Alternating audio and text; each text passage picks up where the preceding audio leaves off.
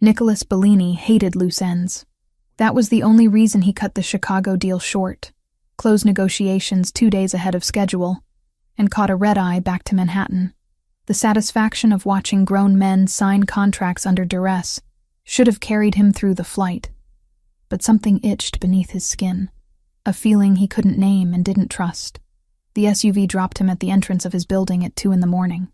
The doorman straightened immediately, recognition flashing across his face before he schooled his expression into practiced neutrality. "Mr. Bellini, we weren't expecting you until Thursday." Nicholas didn't respond. He rarely did to observations that required no answer.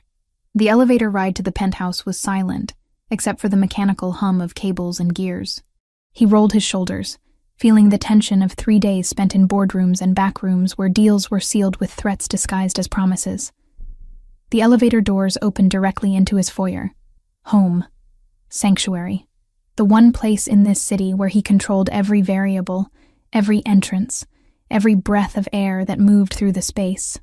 Except something was wrong. Nicholas froze, one hand instinctively moving to the weapon holstered at his hip. Years of survival had taught him to read spaces the way other men read books. Every detail mattered. Every object out of place was a potential threat. Women's shoes sat by the entrance. Small, worn sneakers that looked like they'd been walked in for miles. Not designer, not expensive. Definitely not his sister's style. His eyes tracked to the living room. A canvas tote bag rested on his leather sofa, contents spilling out. A water bottle.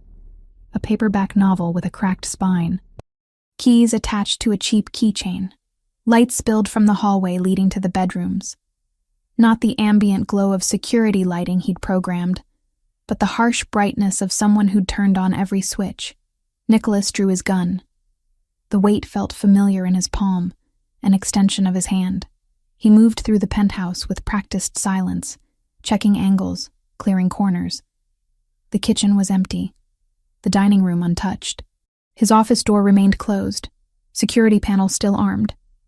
That left the bedrooms. He approached the master suite, weapon raised, senses heightened to a razor's edge. The door stood ajar. Inside, he could hear water running. Not the aggressive spray of a shower, but the gentler sound of a bathtub being filled. Nicholas kicked the bathroom door open, gun trained on the space beyond, and froze. A woman stood in front of the mirror, wrapped in nothing but one of his white towels. Steam curled around her like smoke, droplets of water clinging to her shoulders and collarbone. Her hair hung wet and dark against her neck, several shades deeper than its natural color. She screamed.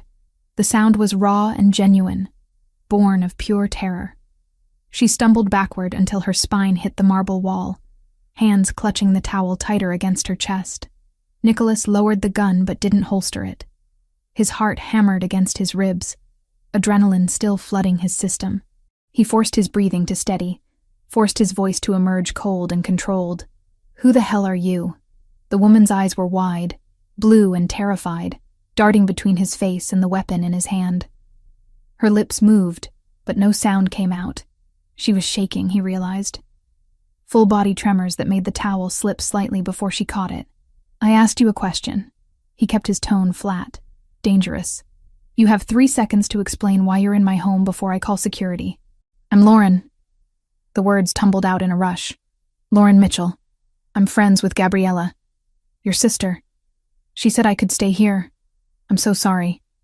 I didn't know you'd be back. She said you were traveling until Thursday." Nicholas's jaw clenched. "Gabriella." Of course. His sister had a habit of making decisions without consulting him, but this crossed every line he'd drawn. "Show me proof." Lauren's eyes darted to the counter where her phone sat next to a hairbrush and various toiletries he didn't recognize. She moved slowly, keeping the towel secured with one hand while reaching for the device with the other. Her fingers trembled as she unlocked the screen and pulled up a conversation thread. She held it out to him, arm extended but body still pressed against the wall, maintaining maximum distance. Nicholas holstered his weapon and took the phone. The messages were recent, time-stamped from 2 days ago. His sister's contact photo smiled up at him from the top of the screen, that same reckless grin Gabriella had been giving him since she was 6 years old. He scrolled through the conversation. Short, urgent messages from Lauren about needing somewhere safe. Gabriella's responses were immediate and certain. Use Nico's place. He won't mind. I have the spare key. Code is 4739. Stay as long as you need. She gave you the security code. His voice was granite. Yes. Lauren's response was barely a whisper, and didn't think to mention this to me. I think she tried to call you. She said you weren't answering. Nicholas's teeth ground together. He'd been in meetings, deep in negotiations where phones stayed off and attention remained absolute. Gabriella knew that. She'd made this decision anyway. Put a stranger in his home, compromised his security, and apparently thought he'd just accept it. He thrust the phone back at Lauren, who took it with still trembling fingers. Get dressed. I'm sorry? I'm not having this conversation while you're wrapped in a towel. Put clothes on. Now. She nodded quickly, edging along the wall toward the door. He stepped aside to let her pass, catching a hint of his own soap on her skin. She'd used his shower, his products, invaded the one space that was supposed to be entirely his. There are clothes in the guest room closet, he added, voice clipped. My sister keeps things here. Lauren disappeared down the hallway, moving fast. Nicholas heard the guest room door close, the lock engage. Smart. She should be afraid. She should be terrified of what she'd walked into. He pulled out his phone and called Gabriella. It rang 4 times before going to voicemail. He didn't leave a message. Instead, he fired off a text. Call me. Now. While he waited, Nicholas moved through the penthouse again, this time analyzing with different eyes. The shoes by the door weren't just worn. They were cheap, the kind bought out of necessity rather than choice. The contents of the tote bag told a story. Protein bars, a half-empty bottle of ibuprofen, the novel with its broken spine suggesting it had been read and reread, and in the living room, partially hidden beneath a throw pillow, he found a phone charger and wallet. He opened the wallet. Inside was a driver's license showing Lauren Mitchell's face. Younger, but recognizable. Age 27. Address in Brooklyn. $63 in cash and a maxed-out credit card. Nicholas set the wallet down carefully. He was beginning to understand what Gabriella had done, and why she'd done it without asking permission. The guest room door opened. Lauren emerged wearing clothes that hung loose on her frame. Gabriella's sweatpants pooled around Lauren's ankles, held up by the drawstring tied tight. The hoodie was several sizes too large, sleeves covering her hands. She stood in the hallway, arms wrapped around herself, looking younger than 27, looking like someone who'd been running and had finally stopped. Sit. Nicholas gestured to the living room. She moved past him, giving him a wide berth, and perched on the edge of the sofa. He took the chair across from her, maintaining distance but keeping her in full view. Start from the beginning, he said, and don't leave anything out.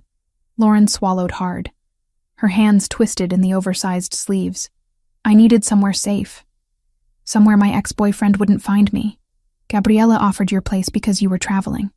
Your ex-boyfriend. Nicholas leaned back, expression neutral. Why would he be looking for you? Because I left him. 3 days ago. He doesn't like when things don't go his way. That's not an answer. Lauren's jaw tightened. For the first time since he'd found her, something besides fear flashed in her eyes. Anger, maybe. Or exhaustion. Ryan is controlling. He was controlling. He monitored my phone, my computer, my bank accounts. He decided what I wore, where I went, who I could talk to. When I told him I was leaving, he locked me in the apartment for 2 days. Nicholas's expression didn't change, but something cold settled in his chest. How did you get out? He had to go to work. I broke the window in the bathroom and climbed down the fire escape. She pushed up the sleeves of the hoodie as she spoke, revealing her wrists. Dark bruises circled both, finger-shaped marks that made Nicholas's hands curl into fists. So you ran to Gabriella. She's my best friend, has been since college. She's the only person Ryan didn't succeed in cutting out of my life completely. Lauren's voice wavered. I didn't have anywhere else to go. Nicholas stood and walked to his office, unlocking the door with a code Lauren couldn't see. Inside, he accessed the security system and pulled up the footage from the past 48 hours. There she was, arriving at 2:30 in the afternoon 2 days ago. The camera showed her stepping off the elevator, jumping at the chime, looking around with wide eyes before entering the code Gabriella had given her. She'd been carrying only the tote bag, wearing the same clothes she'd been wearing when he found her. He fast-forwarded through the footage, Lauren making herself small in his space, sleeping on the sofa instead of the guest bed for the first night, eating sparingly from his kitchen, spending hours in the bathtub like she was trying to wash something off that wouldn't come clean. Nicholas closed the security feed and returned to the living room. Lauren hadn't moved, still perched on the edge of the sofa like she might need to run at any moment. "You've been here 2 days." "Yes. And your ex-boyfriend." "Ryan. Does he know you're here?" "No. God, no. Gabriella was the only person I told and she wouldn't tell him anything." Lauren's eyes widened. "He doesn't know, does he?" "Not yet." Nicholas pulled out his phone again. Still no response from Gabriella. But men like that don't stop looking. And if he has the resources you're suggesting, he'll find you eventually. Lauren's face went pale. She looked like she might be sick. "I'll leave. Right now. I shouldn't have come here.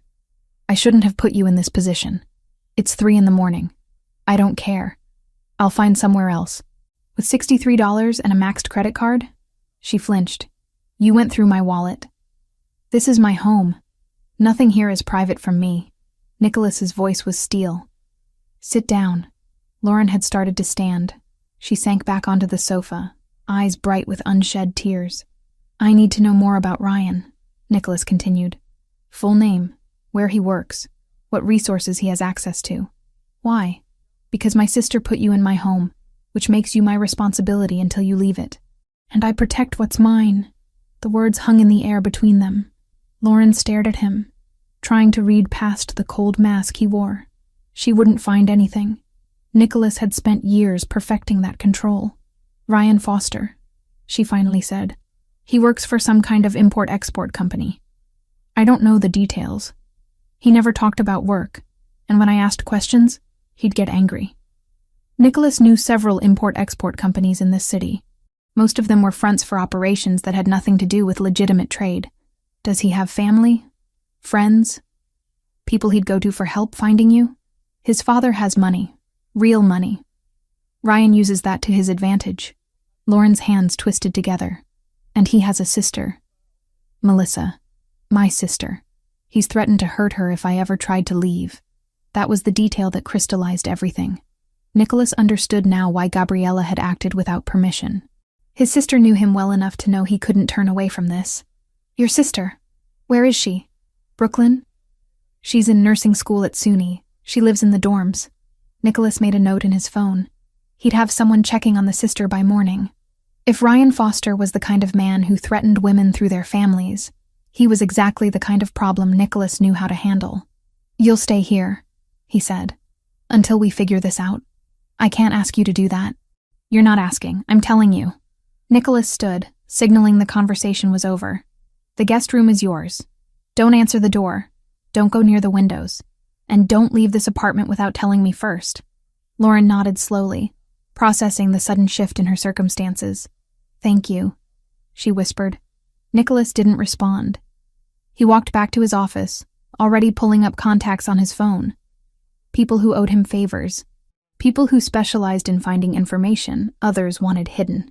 Behind him, he heard Lauren move toward the guest room, her footsteps soft on his floors. The door closed quietly, lock engaging once again.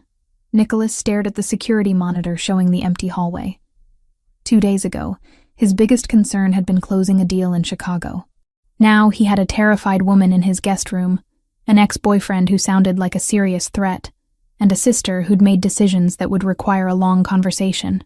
He pulled up Gabriella's contact one more time. Still no response. Nicholas set the phone down and leaned back in his chair. The smart thing would be to send Lauren somewhere else. A hotel, a safe house. Anywhere that didn't compromise his security or draw attention to his home. But when he closed his eyes, all he could see were those bruises on her wrists. Those wide, terrified eyes when she'd seen his gun. The way she'd tried to make herself small, like disappearing was the only safety she knew. No, Lauren Mitchell wasn't going anywhere. Not until he made sure Ryan Foster understood exactly what happened to men who put their hands on women. Nicholas opened a new message thread and began typing. By morning, he'd know everything there was to know about Ryan Foster, and then he'd decide exactly how to handle this situation. Dawn broke over Manhattan with the kind of cold clarity that made the city look sharp enough to cut. Nicholas hadn't slept. Sleep was a luxury he couldn't afford when variables remained uncontrolled, and right now, everything about this situation felt wildly out of his control. He sat in his office, 3 monitors glowing in the pre-dawn darkness, information streaming across screens faster than most people could process. But Nicholas wasn't most people. He'd built his empire on the ability to see patterns others missed, to find weaknesses in systems designed to be impenetrable. Ryan Foster's life was surprisingly easy to crack open. 34 years old. Sales director at Meridian Import Solutions, a company Nicholas recognized immediately. They moved containers through the port of Newark, containers that sometimes held more than the manifests claimed. He made a note to have someone look deeper into Foster's connections there. The man's social media painted a picture of carefully curated success. Photos at expensive restaurants. Gym selfies showing off a physique maintained through obsessive routine. And in the older posts, before they'd been deleted but not before Nicholas's people had archived them, pictures of Lauren. She looked different in those images. Smaller somehow, even though the physical dimensions were the same. She smiled in the photos, but the expression never reached her eyes. A detail Nicholas noticed because he'd spent years learning to read the subtle languages of fear and control. The bruises on her wrists made sense now. Ryan Foster was exactly the kind of man Nicholas had spent his adult life dealing with. Men who mistook cruelty for strength, who needed to dominate because they had no real power of their own. Nicholas opened a new search window and pulled up information on Melissa Mitchell. 23, nursing student, Dean's List every semester. She lived in a dormitory on the SUNY campus, a building with minimal security and too many access points. Easy target if Foster decided to use her as leverage. He picked up his phone and sent a message to Marco, one of his most reliable men. Need eyes on SUNY Brooklyn, dorm building C. Female student Melissa Mitchell. Discreet surveillance only. Report anyone showing unusual interest. The response came back within 2 minutes. On it, boss. Nicholas set the phone down and rubbed his eyes. The exhaustion he'd been pushing away for the past 4 hours tried to creep in, but he forced it back. He couldn't afford to be tired. Not when someone vulnerable was sleeping 20 feet away, depending on security measures she didn't even know existed yet. A sound from the hallway made him look up. Soft footsteps, hesitant and careful. Lauren was awake. He checked the time on his laptop. 6:30. She'd managed maybe 3 hours of sleep, probably less than he had. Nicholas stood and moved to the kitchen, a space he rarely used but kept immaculately stocked by his housekeeper. If Lauren was going to be here, she needed to eat. That much he could control. He found eggs, bread, coffee. Basic things. He wasn't a chef, but years of living alone before money solved most problems had taught him the fundamentals. By the time Lauren emerged from the guest room, dressed in the same oversized clothes from last night, he'd assembled something that resembled breakfast. She stopped in the doorway of the kitchen, taking in the scene with obvious surprise. Nicholas at the stove, 2 plates on the counter, coffee already brewing. You didn't have to do this, she said quietly. You need to eat. He slid one of the plates toward her without looking up from the pan. Sit. Lauren moved to one of the bar stools and sat slowly, like she expected the offer to be revoked at any moment. She picked up the fork and took a small bite of scrambled eggs, chewing carefully. Nicholas poured 2 cups of coffee and set one in front of her before taking his own to the opposite side of the counter. Physical distance. Necessary boundaries. Thank you, Lauren said after a moment of silence, for letting me stay, for all of this. Don't thank me yet. Nicholas's tone was flat. We need to establish some rules. She set down her fork, giving him her full attention. Those blue eyes were clearer this morning, less wild with fear, but still carrying a wariness that probably wouldn't fade for a long time. You don't leave this apartment, he continued. Not to go downstairs, not to check the mail, not for any reason unless I explicitly approve it first. Lauren nodded slowly. You don't answer the door. If someone rings the buzzer, you ignore it.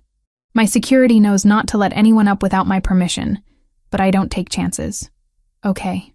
Stay away from the windows. The glass is bulletproof, but that doesn't mean you should be visible from the street. He paused, making sure she understood the weight behind each instruction. These aren't suggestions, Lauren. They're requirements if you're going to be here. I understand. Her voice was steady, but her hands trembled slightly as she picked up the coffee cup. Nicholas watched her drink, noting the way she cupped the mug with both hands like she was trying to absorb its warmth. She wore no jewelry except a simple silver necklace with a small pendant that caught the morning light. I need to go out today, he said. Arrange some things.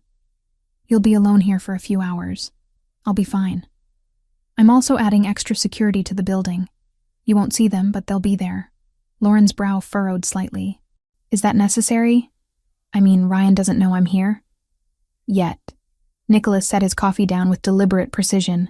Your ex-boyfriend doesn't strike me as the type to give up easily. And if Gabriella was the only person you told, he'll eventually think to question her. The color drained from Lauren's face. I didn't think about that. That's why I'm thinking about it for you. He pulled out his phone and showed her a photo he'd compiled from public records. This is Ryan Foster, correct? Lauren glanced at the screen and immediately looked away, jaw tight. Yes. Nicholas pocketed the phone. The reaction told him everything he needed to know about how deep the fear ran. There's something else, Lauren said, voice barely above a whisper. About my sister, Melissa. Ryan knows where she goes to school. He's mentioned it before. Said he could find her anytime he wanted. I'm worried that if he can't find me, he'll go after her. Nicholas had been waiting for this. He'd already made the decision to protect Melissa Mitchell, but Lauren didn't need to know that yet. Information was currency, and he spent it carefully. Where does she live? SUNY Brooklyn. Dorm building C, 3rd floor. I'll make sure she's safe. Lauren's head snapped up. How? You don't even know her. I know people. That's enough. Nicholas stood, signaling the end of the conversation. Finish eating. I'll be in my office making calls. He walked away before she could ask more questions, before he could see the gratitude and confusion warring on her face. Gratitude made him uncomfortable. People thanked him for things he did out of calculation, not kindness. Back in his office, Nicholas pulled up a secure messaging app and contacted his attorney. Need a file started on Ryan Foster. Employment records, financial history, anything that can be used for leverage. And I want to know if he has a criminal record. The response was immediate. This personal or business? Both, Nicholas typed back. Consider it done.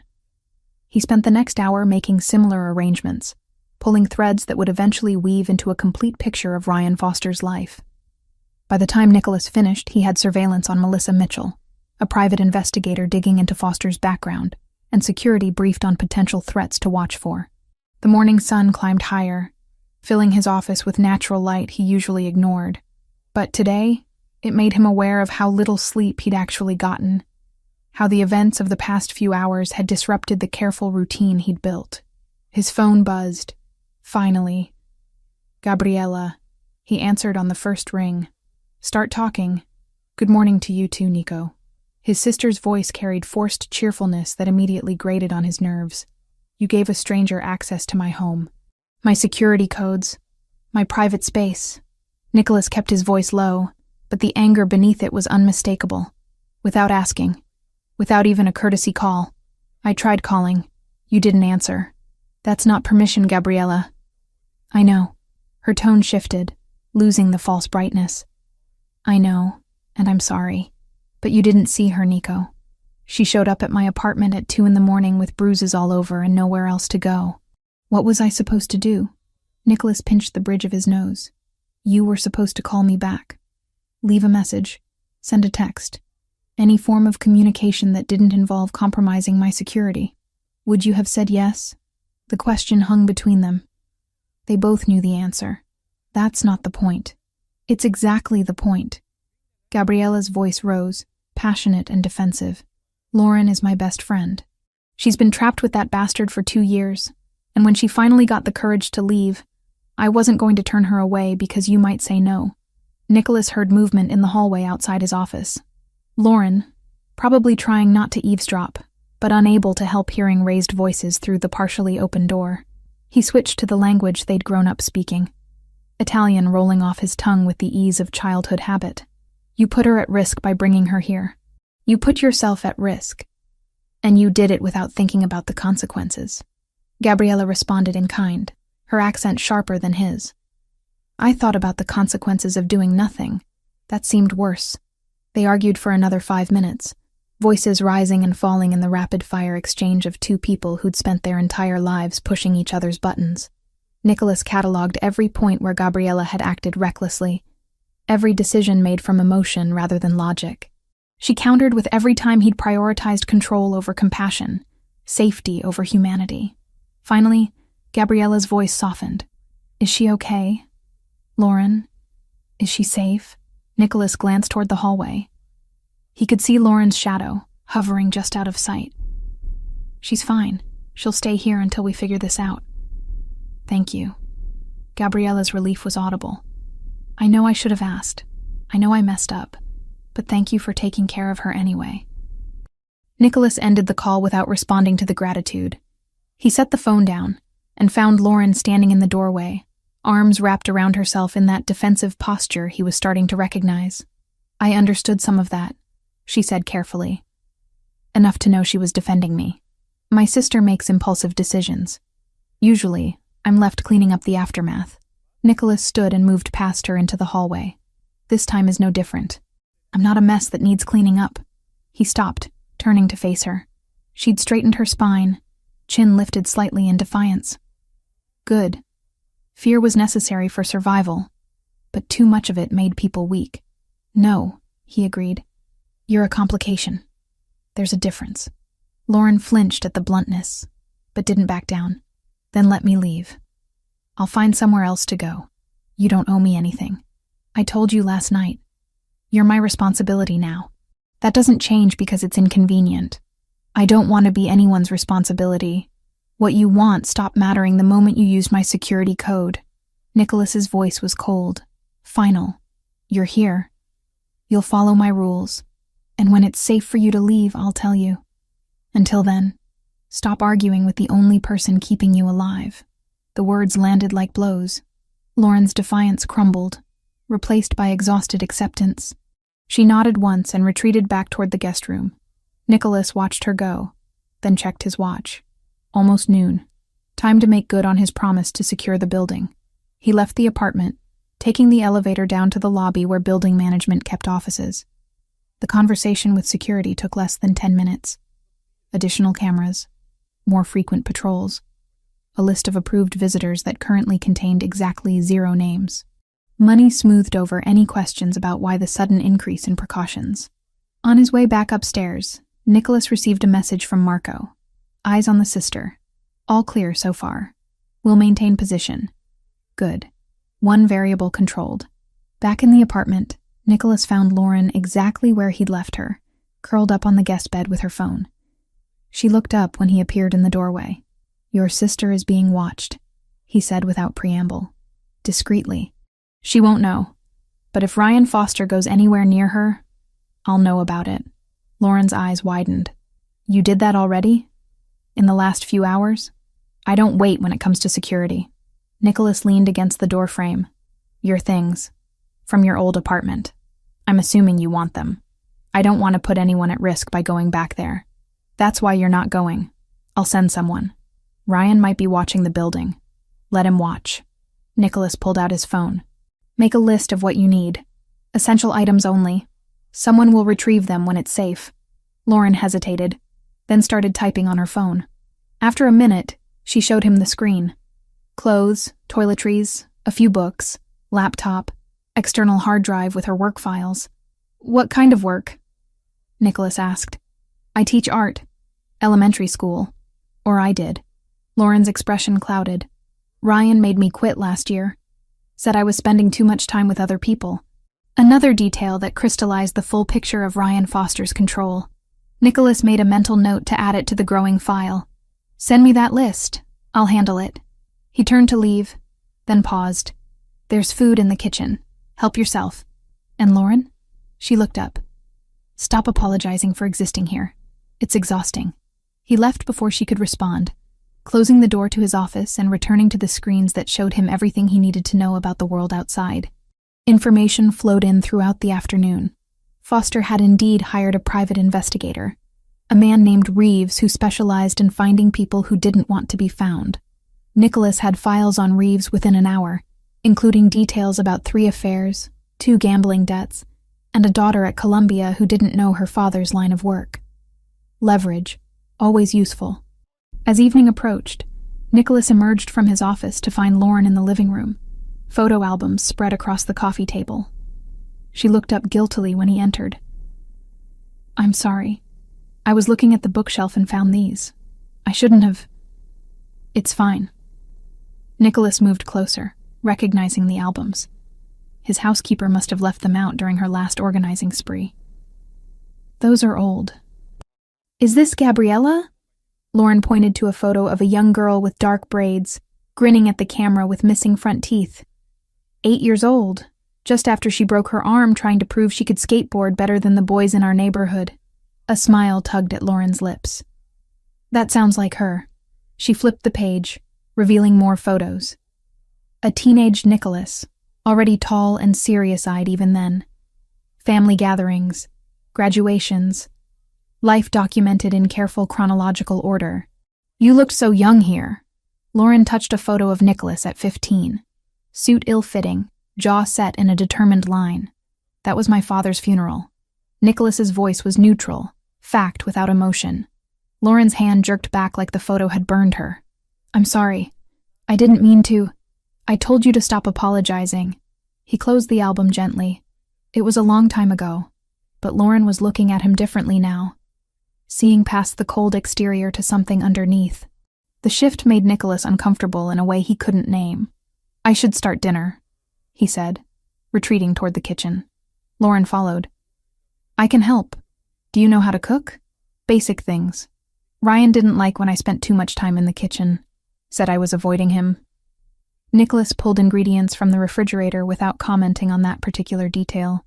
He was building a comprehensive understanding of Ryan Foster's methods of control, and each new piece of information made Nicholas's jaw clench tighter. They worked in silence, Lauren chopping vegetables while Nicholas handled the meat. It was strange having someone else in his space, moving through his kitchen, existing in the carefully controlled environment he'd built. Strange, but not entirely unwelcome. That thought bothered him more than he wanted to admit. They ate at the dining table, Lauren still swimming in Gabriella's oversized clothes, picking at her food with the appetite of someone who'd spent too long in survival mode. Nicholas watched her over the rim of his wine glass, noting details, the way she checked her phone every few minutes, the tension in her shoulders that never fully released, the dark circles under her eyes that makeup couldn't hide. "When's the last time you slept through the night?" he asked. Lauren looked up, startled by the personal question. "I don't know. Months, maybe. You're safe here. Sleep." That's easier said than done. Nicholas understood that better than she knew. Safety was a concept, not a feeling. It lived in the mind, and minds were hard to convince once fear had taken root. After dinner, Lauren retreated to the guest room while Nicholas returned to his office. He worked until past midnight, coordinating surveillance, reviewing files, building the case against Ryan Foster that would eventually make the man understand exactly how badly he'd miscalculated. Around 1 a.m, Nicholas heard the television turn on in the living room. He found Lauren there, curled up on the sofa with a throw blanket, watching some old movie with the volume low. "Can't sleep?" he asked. She shook her head. "Every time I close my eyes, I think I hear him." Outside the door, coming down the hallway. "I know it's not logical, but fear isn't logical." Nicholas sat in the chair across from her, maintaining the distance that seemed necessary. "It takes time to convince your brain that the threat is gone." "Is it gone? The threat?" "Not yet, but it will be." Lauren studied him in the dim light of the television. "Who are you, Nicholas Bellini?" "Someone who keeps his promises." "That's not an answer. It's the only one you need right now." She didn't push, just returned her attention to the screen. Nicholas stayed, telling himself he was monitoring the situation, ensuring she felt secure. But some deeper part of him, The part that wasn't entirely cold calculation recognized the truth. Lauren Mitchell had walked into his life by accident, but keeping her there was starting to feel like a choice. Eventually, she fell asleep on the sofa, breathing deep and even. Nicholas stood and retrieved a heavier blanket from the closet, draping it over her carefully. She stirred, but didn't wake, her face softening in sleep. He stood there longer than necessary, watching the rise and fall of her breathing, the way her hand curled beneath her chin like a child's. Vulnerable, trusting him in a way she shouldn't. Nicholas returned to his office and pulled up the surveillance feeds again. Melissa Mitchell's dorm building was quiet. His man in position across the street, Ryan Foster's apartment, showed no unusual activity. All variables accounted for, all threats monitored. But something had shifted in the past 24 hours. Something Nicholas couldn't control or predict. For the first time in years, someone else's safety mattered more than his own convenience. He wasn't sure what to do with that realization, so he did what he always did when emotions threatened control. He buried it under work, under strategy, under the cold logic that had kept him alive this long. Tomorrow would bring new complications. Tonight, at least, Lauren Mitchell could sleep without fear. Nicholas could handle one night. The third morning arrived with the peculiar rhythm of forced domesticity. Lauren woke to muted voices drifting through the penthouse, low and urgent. She lay still for a moment, orienting herself in the guest room that was beginning to feel less foreign. Cream-colored walls, floor-to-ceiling windows with blackout curtains she kept drawn, the distant hum of Manhattan traffic 43 stories below. She pulled on Gabriella's sweatshirt and padded barefoot down the hallway. Nicholas's office door stood partially open, warm light spilling across dark hardwood floors. His voice carried through the gap, speaking in rapid Italian that Lauren could only partially follow. Business, she assumed. Or the other things he did that fell into shadows she wasn't sure she wanted to understand. The kitchen was pristine, untouched since they'd cleaned up dinner the night before. Lauren moved through the space with growing confidence. No longer afraid to open cabinets or use the expensive espresso machine that probably cost more than her monthly rent used to be. She ground beans, the mechanical sound filling the silence, and watched dark liquid drip into 2 white ceramic cups. The conversation in the office stopped. Footsteps approached. Nicholas appeared in the doorway, phone still in his hand, dark hair slightly disheveled from running his fingers through it. He wore black dress pants and a white shirt, sleeves already rolled to his elbows despite the early hour. His eyes tracked to the coffee cups, then to her face. "You didn't have to do that," he said. "I wanted to be useful." Lauren slid 1 cup across the counter toward him. "Besides, you've made breakfast twice now. This is the least I can do." He picked up the cup and took a sip, eyes never leaving hers over the rim. "It's good. My one marketable skill, making coffee." She attempted a smile that felt brittle on her face. "Well, that and teaching 8-year-olds about finger painting, though I'm currently unemployed, so maybe neither skill is particularly marketable." Nicholas set the cup down with deliberate care. "About that. Your job. Did you quit, or did Ryan make you quit?" Lauren's grip tightened on her own cup. "Why does it matter?" "It matters." She looked away, studying the grain pattern in the marble countertop. "He said I was spending too much time with other people's children, that I was using work as an excuse to avoid him. He made me call the principal and resign while he listened on speakerphone." The muscle in Nicholas's jaw flexed, the only visible reaction to information that clearly affected him more than he showed. When was this? Last March, 13 months ago. The timeline was burned into her memory, another marker in the slow erosion of her life. After that, I wasn't allowed to leave the apartment without him.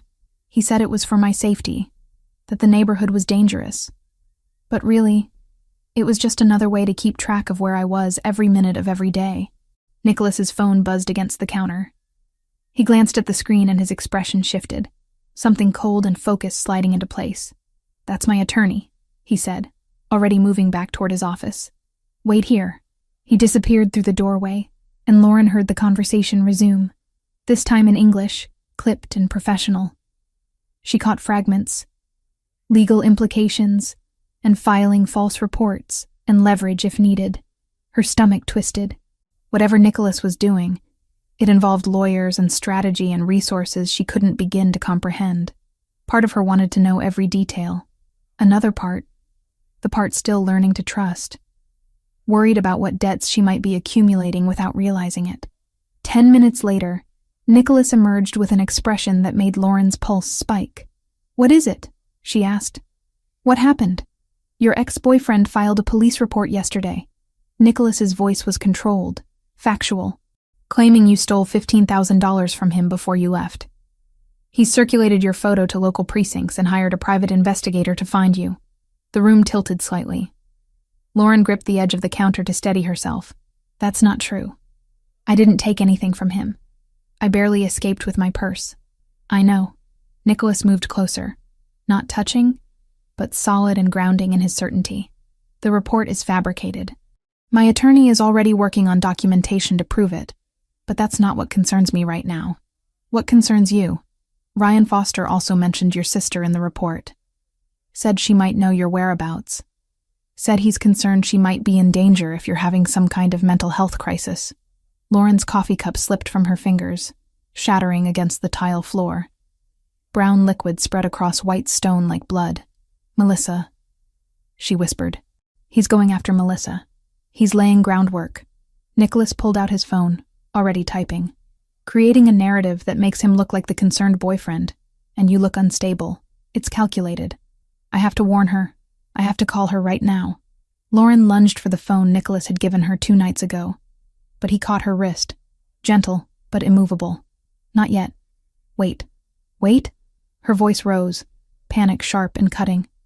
"He knows where she lives. He knows her schedule. If he goes to her campus, if he convinces her that I'm in trouble, he won't get near her."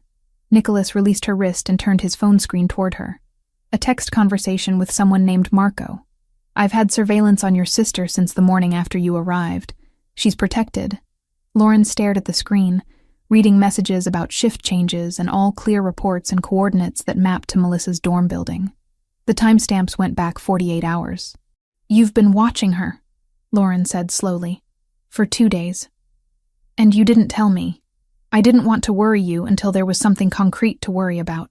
That's not your decision to make." The anger surprised her, hot and sudden after days of careful gratitude. "She's my sister. I have a right to know when she's being watched by strangers. They're not strangers. They're professionals who work for me. That's not better, Nicholas. That's worse." Lauren stepped back, putting distance between them. "You can't just make decisions about my family without telling me. You can't control every variable in my life just because I'm staying in your apartment." Something flickered across Nicholas's face. Not anger, but something close to it. Frustration, maybe, or the kind of cold calculation that preceded difficult conversations. "Sit down," he said. "I don't want to sit down." "Lauren, sit." She sat, more from the exhaustion of constant fear than from obedience. Nicholas remained standing, towering over her in a way that should have felt threatening, but somehow didn't. "I'm going to ask you questions," he began, "and I need you to answer them honestly, even if it's painful. Can you do that?" "Why?" "Because I can't protect you if I don't understand what I'm protecting you from." Lauren wrapped her arms around herself, a defensive gesture she couldn't quite suppress. "Fine. Ask. How long were you with Ryan?" 2 years. A little more. "When did the control start?" She had to think about that, trace back through memory to find the precise moment when concern became possession. Maybe 6 months in. Little things at first. He wanted me to text him when I got to work, when I left, who I was with. Said it made him feel better to know I was safe. "And you thought that was care?" "At first, yes." Shame heated her face. "By the time I realized it wasn't care, it was too late. He had access to my bank account. He'd convinced me to move in with him, so I'd given up my old apartment. My friends had stopped calling because I always had excuses for why I couldn't see them." Nicholas listened without interruption, his focus absolute. When she paused, he prompted with another question. "Did he ever hit you?" "No, not with his fists." Lauren's hands twisted in her lap. "But there were other things. Blocking doorways so I couldn't leave a room until he decided the argument was over. Holding my wrists when he wanted me to listen. Breaking things I cared about when he was angry." The bruises on her wrists had faded to yellow-green, but Nicholas's eyes tracked to them anyway. "Your phone," he continued. You said he monitored it. How? Some app he installed. I didn't even know it was there until I found it by accident last month. He could see every call, every text, every website I visited. He knew where I was at all times through GPS tracking. That's illegal in New York without consent. I know that now. I didn't know it then, or if I did, I was too scared to do anything about it. Lauren met his gaze, willing him to understand. You have to realize, by the end, I wasn't thinking clearly. He'd spent 2 years convincing me that everything was my fault, that I was lucky he loved me despite how difficult I was. I believed him. Nicholas's expression remained neutral, but his hands had curled into fists at his sides. She wondered what he was thinking, what judgment he was forming about her weakness, her stupidity, all the ways she'd failed to save herself. Your family, Nicholas said instead. Parents. Dead. Car accident when I was 19. Melissa was 14. I raised her after that, or tried to. Put her through high school while I finished college. She's the only family I have left. And Ryan knew that. Yes, he knew exactly how to threaten me. Knew I'd do anything to keep her safe. Nicholas nodded slowly, processing information, building some kind of internal framework she couldn't see. He pulled out his phone again and made a call, speaking to someone about background checks and financial records and surveillance footage from specific dates. All business, all cold efficiency. When he finished, he looked at Lauren with something that might have been approval. You're stronger than you think you are, he said. I don't feel strong. Strength isn't about how you feel. It's about what you do despite how you feel. You left him. That took more courage than staying ever would have. The unexpected validation made her throat tight. She blinked against the burn of tears and forced herself to breathe. Thank you, she managed. For understanding, for not making me feel stupid about how long I stayed. People who haven't been in that situation don't get to judge how you survived it. Nicholas moved to the shattered coffee cup on the floor and began picking up pieces, depositing them in his palm with careful precision. I'm going out this afternoon. I have some things to acquire for you. What things? Tools, electronics. Things you need that can't be traced back to you. He dumped the broken ceramic in the trash and washed his hands. While I'm gone, you'll stay here. Don't answer the door. Don't go on the balcony. Same rules as before. How long will you be gone? 2 hours. Maybe 3. Lauren nodded, anxiety already building at the thought of being alone in the massive penthouse. Nicholas seemed to sense it because he crossed the kitchen and stood close enough that she had to tilt her head back to maintain eye contact. You're safe here, he said quietly. The building security is on my payroll. The doors are reinforced. The windows are bulletproof. Nothing and no one can get to you without going through me first. What if Ryan finds out I'm here? Then he'll make the last mistake of his life. The words should have frightened her. Instead, they settled something restless in her chest. A wild thing that had been running for too long and was finally allowed to stop. Nicholas left an hour later, disappearing into the elevator with final instructions that Lauren barely heard. She spent the afternoon moving through the penthouse like a ghost, touching expensive furniture and examining artwork that probably belonged in museums. Everything here spoke of wealth, accumulated through methods she didn't want to examine too closely. She ended up in front of a painting hung in the hallway, abstract shapes in burgundy and gold that reminded her of her own abandoned dreams. Before Ryan, she'd wanted to paint, had filled notebooks with sketches and color studies, had imagined a life where art was more than just something she taught to children. When Nicholas returned, he found her there, staring at the canvas with an expression he couldn't quite read. You like it? He asked. Lauren startled, not having heard him arrive. It's beautiful. Whoever painted this understood color theory at an instinctual level. Nicholas set down several shopping bags and moved to stand beside her. My mother painted it, years ago before she died. I'm so sorry. I didn't mean... Stop apologizing. But his voice was softer now, lacking its usual sharp edge. She would have liked hearing someone appreciate it. Most people just see expensive decoration. It's more than that. It's freedom captured on canvas. Look at how the colors flow without constraint. Nicholas studied her profile instead of the painting. Is that what you see? Freedom? That's what she felt when she painted it. You can tell. They stood in silence, shoulders almost touching, both looking at the same painting but seeing different things. Finally, Nicholas stepped back and retrieved the shopping bags. "Come here. I want to show you something." Lauren followed him to the dining table where he began removing items. A brand new laptop, sleek and compact. A cell phone still in its packaging. A tablet, charging cables and cases. "These are registered under a corporate account that can't be traced to you," Nicholas explained. "The phone has a secure operating system. The laptop comes with VPN software already installed. Nothing you do on these devices can be tracked by Ryan or anyone else." Lauren touched the phone box with tentative fingers. "This is too much." "It's necessary. You need to be able to communicate safely. Check email. Look for jobs eventually. Live your life without constantly looking over your shoulder. I can't afford any of this. I'm not asking you to pay for it. But I should. I can't just take—" Nicholas cut her off with a look. "Consider it an investment in my peace of mind. If you have the tools to function independently, you're less vulnerable. That makes my job easier." It was the most practical argument he could have made, one that didn't demand gratitude or create debt. Lauren found herself nodding. "Thank you," she said simply. They spent the next hour setting up the devices, Nicholas walking her through security protocols and backup systems with the patience of someone who understood technology at a fundamental level. When everything was configured, he ordered dinner from a restaurant Lauren didn't recognize, and they ate at the table while the city glittered beyond the windows. "Tell me about your life before Ryan," Nicholas said between bites. "What did you want?" The question caught Lauren off guard. No one had asked her that in years. "I wanted to paint," she admitted. "Really paint, not just teach it.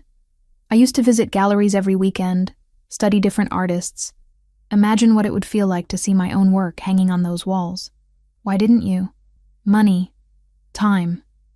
Fear that I wasn't good enough." She picked at her food. "Then Ryan happened. And wanting things for myself started to feel selfish. That's what men like him do. Convince you that your dreams are selfishness. You sound like you've dealt with men like him before." Nicholas's expression darkened. "More than I'd like. They're a particular kind of coward. The kind who needs someone weaker to make themselves feel strong. What do you do with them when you encounter them?" "I make sure they understand the hierarchy." He took a sip of wine, eyes never leaving hers. "That there are levels of power they'll never reach, and stepping above their station has consequences." It was the closest he'd come to admitting what he actually did. The business that afforded penthouses and security teams and the ability to make problems disappear. Lauren should have pressed for details, demanded honesty about what she'd walked into. Instead, she asked, "What about you? What do you want?" Nicholas considered the question longer than she expected. "Control," he finally said, "of my time, my space, my decisions. I spent too many years having those things dictated by other people. Now I make sure no one has that power over me again. Is that why you live alone?" "It's why I've always lived alone. Until 3 days ago." The acknowledgement hung between them, heavy with implication. Lauren took a careful sip of her own wine, feeling the warmth spread through her chest. "Does it bother you?" she asked. "Having me here?" "It's an adjustment." Nicholas leaned back in his chair, but not an unwelcome one. They finished dinner with easier conversation, the kind that didn't carry the weight of trauma or threat. Lauren talked about museums she'd visited, artists who'd influenced her, the dream of having her own studio space someday. Nicholas listened with an attention that made her feel seen in a way she'd forgotten was possible. When they finally cleared the table, exhaustion pulled at Lauren's edges. She said goodnight and retreated to the guest room, but sleep remained elusive. The new phone sat on the nightstand, tempting and dangerous. She picked it up and navigated to a secure browser, typing her sister's name into a search engine before she could stop herself. Melissa's social media profiles were public, filled with photos of campus life and study groups, and the casual confidence of someone who didn't know danger was circling. Lauren's chest ached looking at her sister's smile, so young and unguarded. A soft knock on the door made her jump. "Come in," she called. Nicholas entered, carrying a steaming mug. "Thought you might want tea." "Chamomile. It helps with sleep." "How did you know I was awake?" "I heard you moving around." He set the mug on the nightstand. "What are you looking at?" Lauren turned the phone screen toward him, showing Melissa's latest post from 3 hours ago. A selfie in the dorm common room, textbooks spread around her. Caption reading, "Nursing school is trying to kill me, but at least the coffee is good." "She looks happy," Nicholas observed. "She doesn't know anything. About Ryan, about me being here, about men watching her from across the street." Lauren's voice cracked. "I hate that I brought this into her life." "You didn't bring this into her life. Ryan Foster did." Nicholas sat on the edge of the bed, maintaining appropriate distance. "And tomorrow, if you want, you can call her. Use the secure phone. Tell her what's happening. She deserves to know. Will she be safe if I contact her? The phone is untraceable, and my people will make sure she's protected whether she knows it or not." He stood to leave, then paused at the door. "Lauren, you're not alone in this anymore. Let that sink in." After he left, Lauren sat in the quiet dark, sipping tea that tasted like comfort and safety. Outside, Manhattan hummed with its restless energy. Inside, for the first time in longer than she could remember, the fear that usually kept her awake began to recede. She thought about Nicholas's words, about strength and survival, and the courage it took to leave. About the freedom her own mother had painted into abstract shapes before her death. About dreams that had been sleeping too long. Tomorrow she would call Melissa. Tomorrow she would start rebuilding the pieces of herself that Ryan had systematically dismantled. Tonight, she would rest in the knowledge that someone was standing between her and the darkness, someone who understood control, but wielded it differently, who saw her weakness and didn't exploit it. Lauren finished the tea and set the empty mug aside. The new phone glowed softly on her nightstand, full of possibility and connection. She plugged it in to charge, and finally let her eyes close. In his office down the hall, Nicholas reviewed surveillance footage and updated files, and made plans for tomorrow's moves in a chess game Ryan Foster didn't even know he was losing. But part of his attention remained tuned to the hallway, to the woman sleeping in his guest room, to the shift happening inside him that had nothing to do with strategy and everything to do with something he'd spent years avoiding. He told himself it was just responsibility, just keeping a promise to his sister, just doing what needed to be done. But the truth was beginning to surface anyway, patient and inevitable as dawn.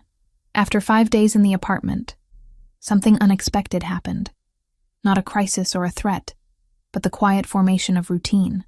Nicholas found himself adjusting his schedule without conscious thought, working from the penthouse instead of his downtown office, taking calls in the early morning hours when Lauren was still asleep, emerging for breakfast at times that coincided with hers.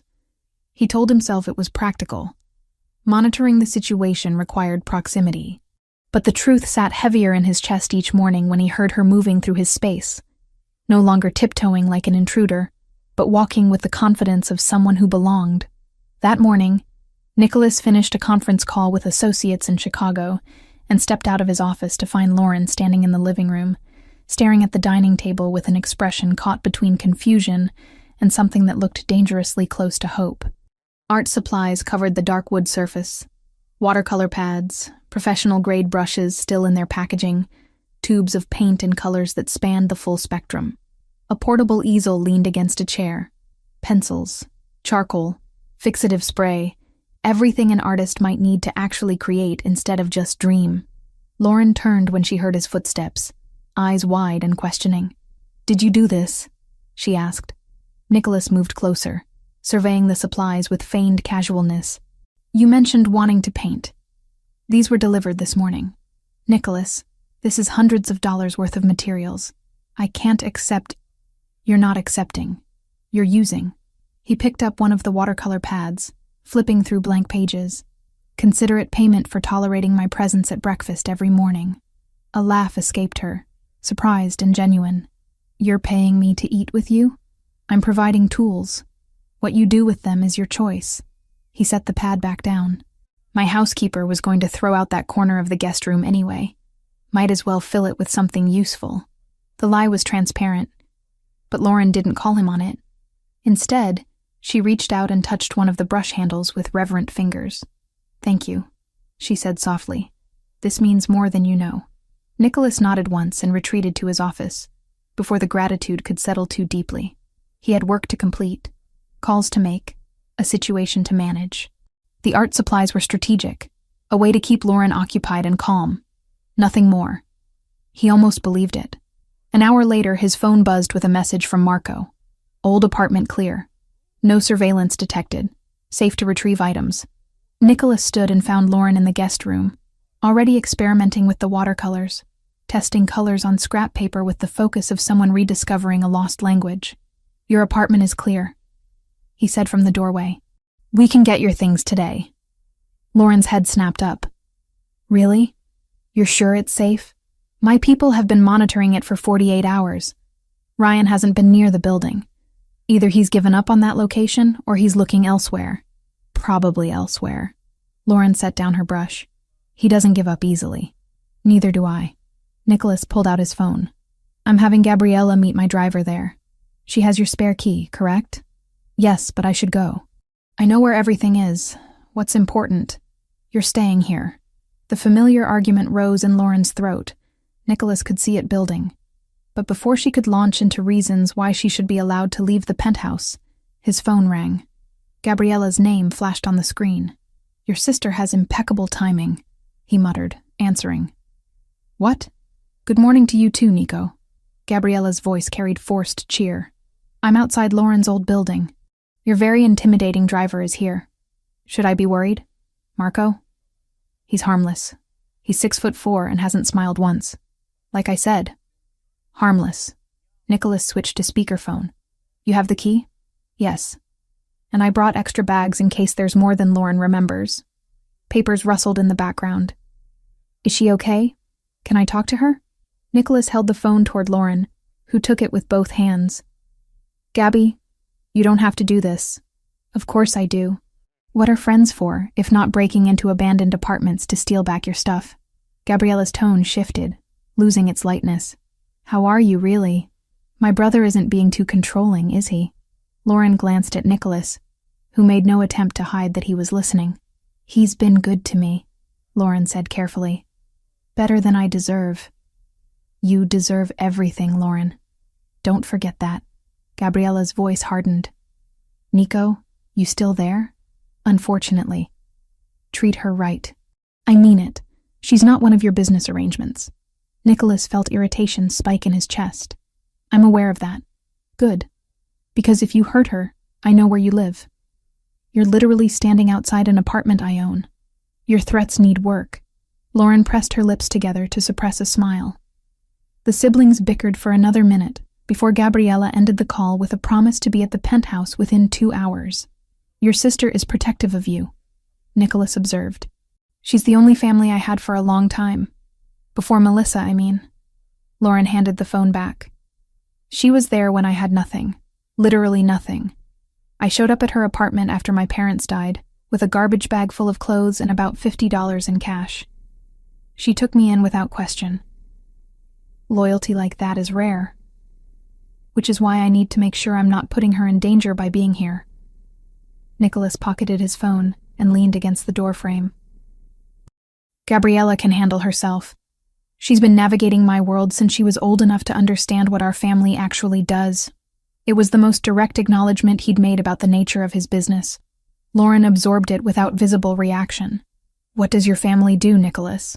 Import, export, security consulting. The answers were technically true. Various interests that require discretion. That's not a real answer. It's the one I'm giving you right now. Lauren's jaw tightened, but she didn't push.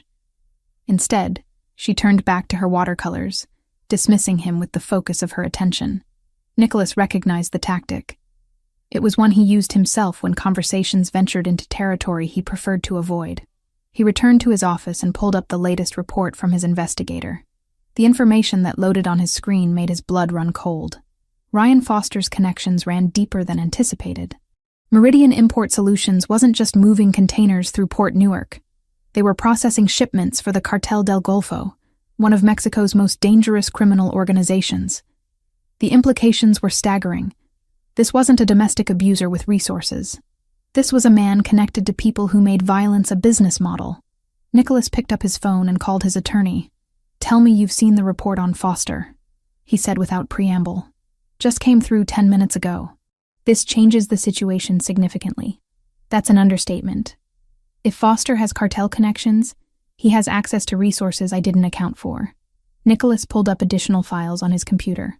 "We need to move faster. I want everything we can use against him compiled by end of day. Already working on it. But Nicholas, if the cartel is involved even peripherally, we need to consider bringing in federal authorities." "No, this is above your pay grade." "Nothing is above my pay grade." Nicholas's voice dropped to ice. "Foster put his hands on a woman under my protection.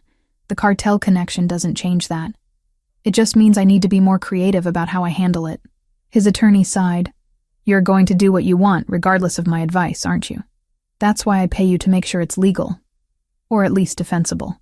Nicholas ended the call and sat back in his chair, mind working through scenarios and contingencies. A woman with cartel connections pursuing her was exponentially more dangerous than a controlling ex-boyfriend with money. The rules changed, the stakes elevated. He needed to keep Lauren close, under constant protection, until he could neutralize the threat permanently. The doorbell chimed 2 hours later. Nicholas checked the security camera and saw Gabriella standing in the hallway, arms loaded with bags and boxes, Marco behind her carrying even more. He opened the door, and Gabriella pushed past without greeting, making directly for the guest room where Lauren waited. The reunion was immediate and emotional. Nicholas stood back and watched as the women embraced, Lauren dissolving into tears against Gabriella's shoulder. His sister murmured comfort in Spanish and Italian, mixing languages the way she always did when emotions ran high. "I was so scared," Lauren sobbed. "I didn't know where else to go. You came to exactly the right place. My brother might be emotionally stunted, but he's good at keeping people safe." "I heard that," Nicholas called from the doorway. "You were meant to." Gabriella pulled back from Lauren and wiped tears from her friend's face. "Look at you. You're eating, right? Sleeping? My brother isn't working you to death as unpaid staff?" "He's been..." Lauren glanced at Nicholas. "Kind, in his own way." Gabriella followed her gaze and something shifted in her expression. She saw what Nicholas had been trying to ignore. The way Lauren looked at him with trust that hadn't been earned yet, with gratitude that made him uncomfortable, with something else he refused to name. "Nico, help me with these bags," Gabriella ordered. They carried boxes into the guest room in silence. When the last one was deposited, Gabriella grabbed his arm and pulled him into the hallway, out of Lauren's earshot. "You like her," she hissed in Italian. "I'm helping her. There's a difference. You bought her art supplies, you're working from home.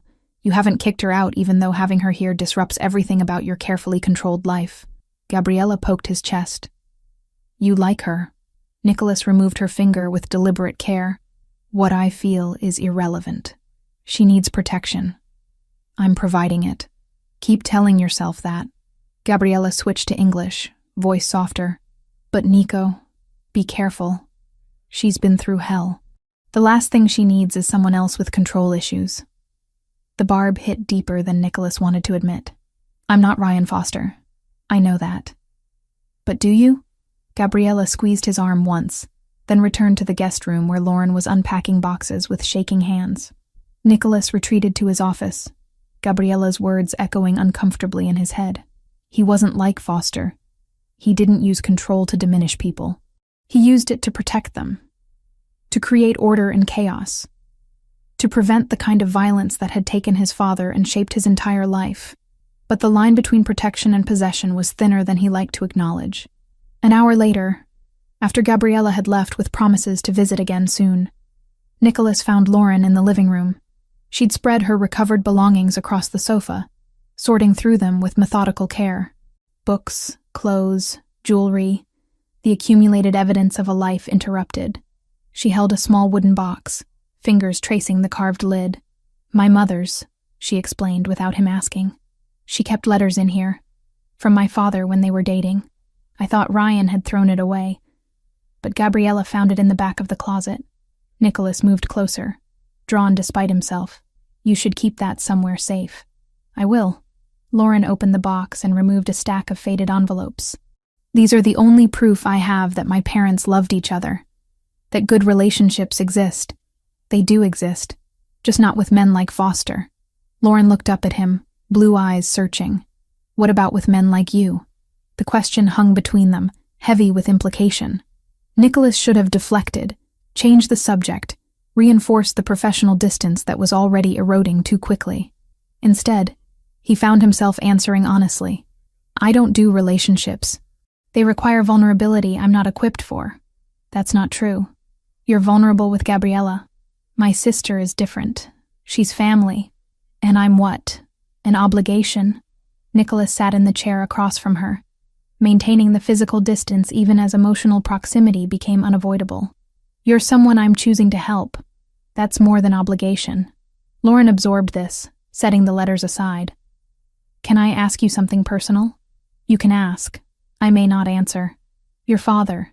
You said you lost him to violence. What happened? Nicholas hadn't talked about his father in years. The story was known to those in his world. Part of the mythology that explained how a 15-year-old boy became the head of a criminal enterprise. But speaking it aloud to Lauren felt different, like exposing a wound that had scarred over but never fully healed. He was killed in a deal that went wrong. Rivals who wanted our territory. They made it look like an accident. But everyone knew the truth. Nicholas's voice remained steady, factual. I was 15.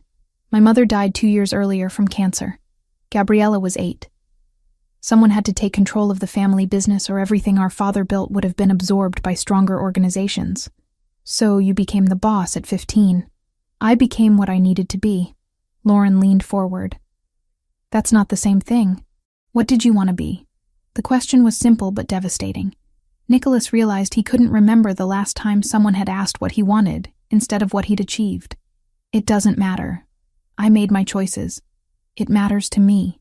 Something cracked in Nicholas's chest, a fissure in the armor he'd spent decades constructing. He stood abruptly, needing distance. I should make some calls about Foster. The situation is more complicated than I initially thought. He escaped to his office before Lauren could press further, before he could say something that couldn't be unsaid. Behind the closed door, he pulled up the cartel connections again, forcing himself to focus on threats he could quantify and control. But part of his attention remained with the woman in his living room, sorting through pieces of a broken life, asking questions that had no safe answers. That night, long after Lauren had gone to bed, Nicholas sat in his office reviewing security footage and updated reports. Everything was quiet. No movement near Melissa's dorm. No sign of Foster. No immediate threats, which was exactly when Nicholas's instincts screamed that something was wrong. The scream cut through the quiet penthouse like a knife. Nicholas was on his feet and moving before conscious thought caught up. He crossed the living room in seconds, threw open the guest room door without knocking. Lauren thrashed in the bed, tangled in sheets, caught in the grip of whatever nightmare held her. Her face was wet with tears, hands raised defensively against invisible threats. No, please. I'm sorry. I won't do it again, please. Nicholas approached the bed carefully. Lauren, wake up. She didn't hear him, lost too deep in whatever hell her mind had constructed. Her breathing came in ragged gasps. Panic attack building. He sat on the edge of the bed and caught her wrists gently, pinning them without force. Lauren, you're safe. Open your eyes. She fought against his hold, still trapped between sleeping and waking. Nicholas leaned closer, voice dropping to the tone he used when calming frightened animals. You're in my apartment, in New York. Ryan can't touch you here. Open your eyes and see. Lauren's eyes snapped open, wild and unfocused. It took several seconds for recognition to filter through terror. When it did, she collapsed forward, sobbing against his chest. Nicholas held her, one hand cradling the back of her head while she shook apart in his arms. This was new territory. Comfort without calculation. Touch without agenda. He'd held his sister through nightmares when she was young. But this was different. Everything about Lauren was different. I'm sorry, she gasped between sobs. I'm so sorry, I didn't mean to wake you. Stop apologizing. He was here, in the dream. He found me and he was so angry. He's not here. I promise you, he's not here. Lauren's fingers clutched his shirt, holding on like he was the only solid thing in a shifting world. Nicholas adjusted his position, pulling her more fully into his arms, letting her weight rest against him. They stayed that way for long minutes, her breathing gradually slowing, his heartbeat steady against her ear. When she finally pulled back, her face was blotchy and swollen, but the terror had receded. "This happens every night," she admitted. "The nightmares. I didn't want you to know how broken I am. You're not broken. You're recovering. There's a difference." "It doesn't feel different." Nicholas brushed tear-dampened hair from her face, the gesture intimate and automatic. "Recovery isn't linear. Some nights will be worse than others. That doesn't mean you're not healing." Lauren looked at him with something that made his chest constrict. Trust, yes. Gratitude, certainly. But underneath those safe emotions lurked something more dangerous. Something that mirrored the feeling Nicholas had been trying to suppress for days. "Thank you," she whispered, "for not making me feel weak. You're the furthest thing from weak." He should have left then, returned to his office, restored the appropriate boundaries. Instead, Nicholas found himself asking, "Do you want me to stay until you fall asleep?" Lauren nodded, a small movement that carried enormous weight. Nicholas settled against the headboard, and Lauren curled into his side, head on his shoulder. He told himself it was temporary, just until she felt safe. But his arm wrapped around her anyway, holding her close while her breathing deepened and sleep reclaimed her. In the quiet darkness, with Lauren's warmth pressed against him and Manhattan's lights filtering through the windows, Nicholas admitted what he'd been denying since he found her in his bathroom, wearing nothing but a towel. This woman, with her trauma and her strength and her questions he couldn't answer, had become more than a responsibility. She'd become someone he couldn't imagine leaving. 2 days passed in a strange limbo after Nicholas held Lauren through her nightmare. Neither spoke about it directly, but the air between them had shifted, charged with something neither wanted to name. Nicholas found himself hyper-aware of her presence in ways that had nothing to do with security protocols. The sound of her moving through the apartment, the scent of watercolor paint mixing with coffee, the way she'd started leaving sketches on the dining table. Small glimpses into a mind gradually remembering how to create. He worked longer hours to avoid the pull, burying himself in reports and conference calls that stretched into evening. But when he emerged, Lauren was always there, present, real, disrupting the careful isolation he'd spent years perfecting. On the second morning, Nicholas came out of his office to find Lauren standing by the windows, phone pressed to her ear. She spoke in hushed tones that immediately put him on alert. When she ended the call, her shoulders were rigid with tension. "Who was that?" he asked. Lauren turned, startled. "Just researching hotels, extended stay places that might be affordable." Nicholas felt something cold settle in his chest. "Why would you need a hotel?" "Because I can't stay here forever, Nicholas. I've been here almost a week. You've done more than enough, and I need to start figuring out my own situation. Your situation is that a man with cartel connections is looking for you. A hotel won't change that." "Cartel?" Lauren's face went pale. "What are you talking about?" Nicholas cursed internally. He'd meant to tell her about the investigation results, but the timing had never felt right. Now the information spilled out without careful framing. Ryan's company processes shipments for the Cartel del Golfo. He has access to resources and people far beyond what a normal civilian could mobilize. Lauren sank onto the sofa, phone slipping from her fingers. Oh God. I knew his company was shady. But I didn't think, this is why you can't just move to a hotel and hope for the best. They have networks, informants, ways of finding people that don't show up on security cameras. Then what am I supposed to do? Her voice rose, frustration breaking through. Just hide in your apartment forever? Let you control every aspect of my life because it's safer that way? I've already done that with one man, Nicholas. I can't do it again. The comparison hit like a physical blow. Nicholas crossed the room and sat across from her, forcing himself to stay calm. I'm not him. I know that. But you're still making all my decisions. Where I can go, who I can talk to, what level of danger I'm allowed to understand. Lauren's hands twisted together. I appreciate everything you've done. I do, but I need to participate in my own life. even if that means taking risks you don't approve of. Nicholas leaned forward, forearms on his knees. This isn't about approval. It's about keeping you alive. Is it? Or is it about you needing to be in control of every variable? The accuracy of the observation made him pause. He'd been asking himself the same question for days, unable to separate genuine protection from the compulsion to manage every aspect of his environment. Both, he admitted.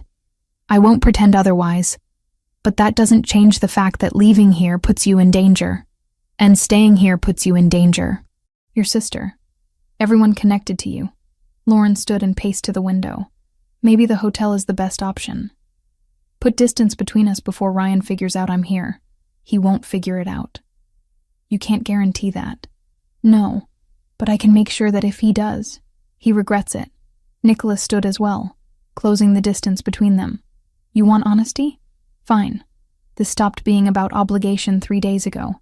Your presence here has become, he struggled for words that wouldn't reveal too much, important. To me. And I don't say that lightly. Lauren turned to face him, blue eyes wide with surprise. Nicholas, I'm not asking you to feel the same way. I'm just explaining why I can't let you walk into a situation I can't control. Not because you're an obligation, but because the thought of something happening to you when I could have prevented it. He cut himself off, already having said too much.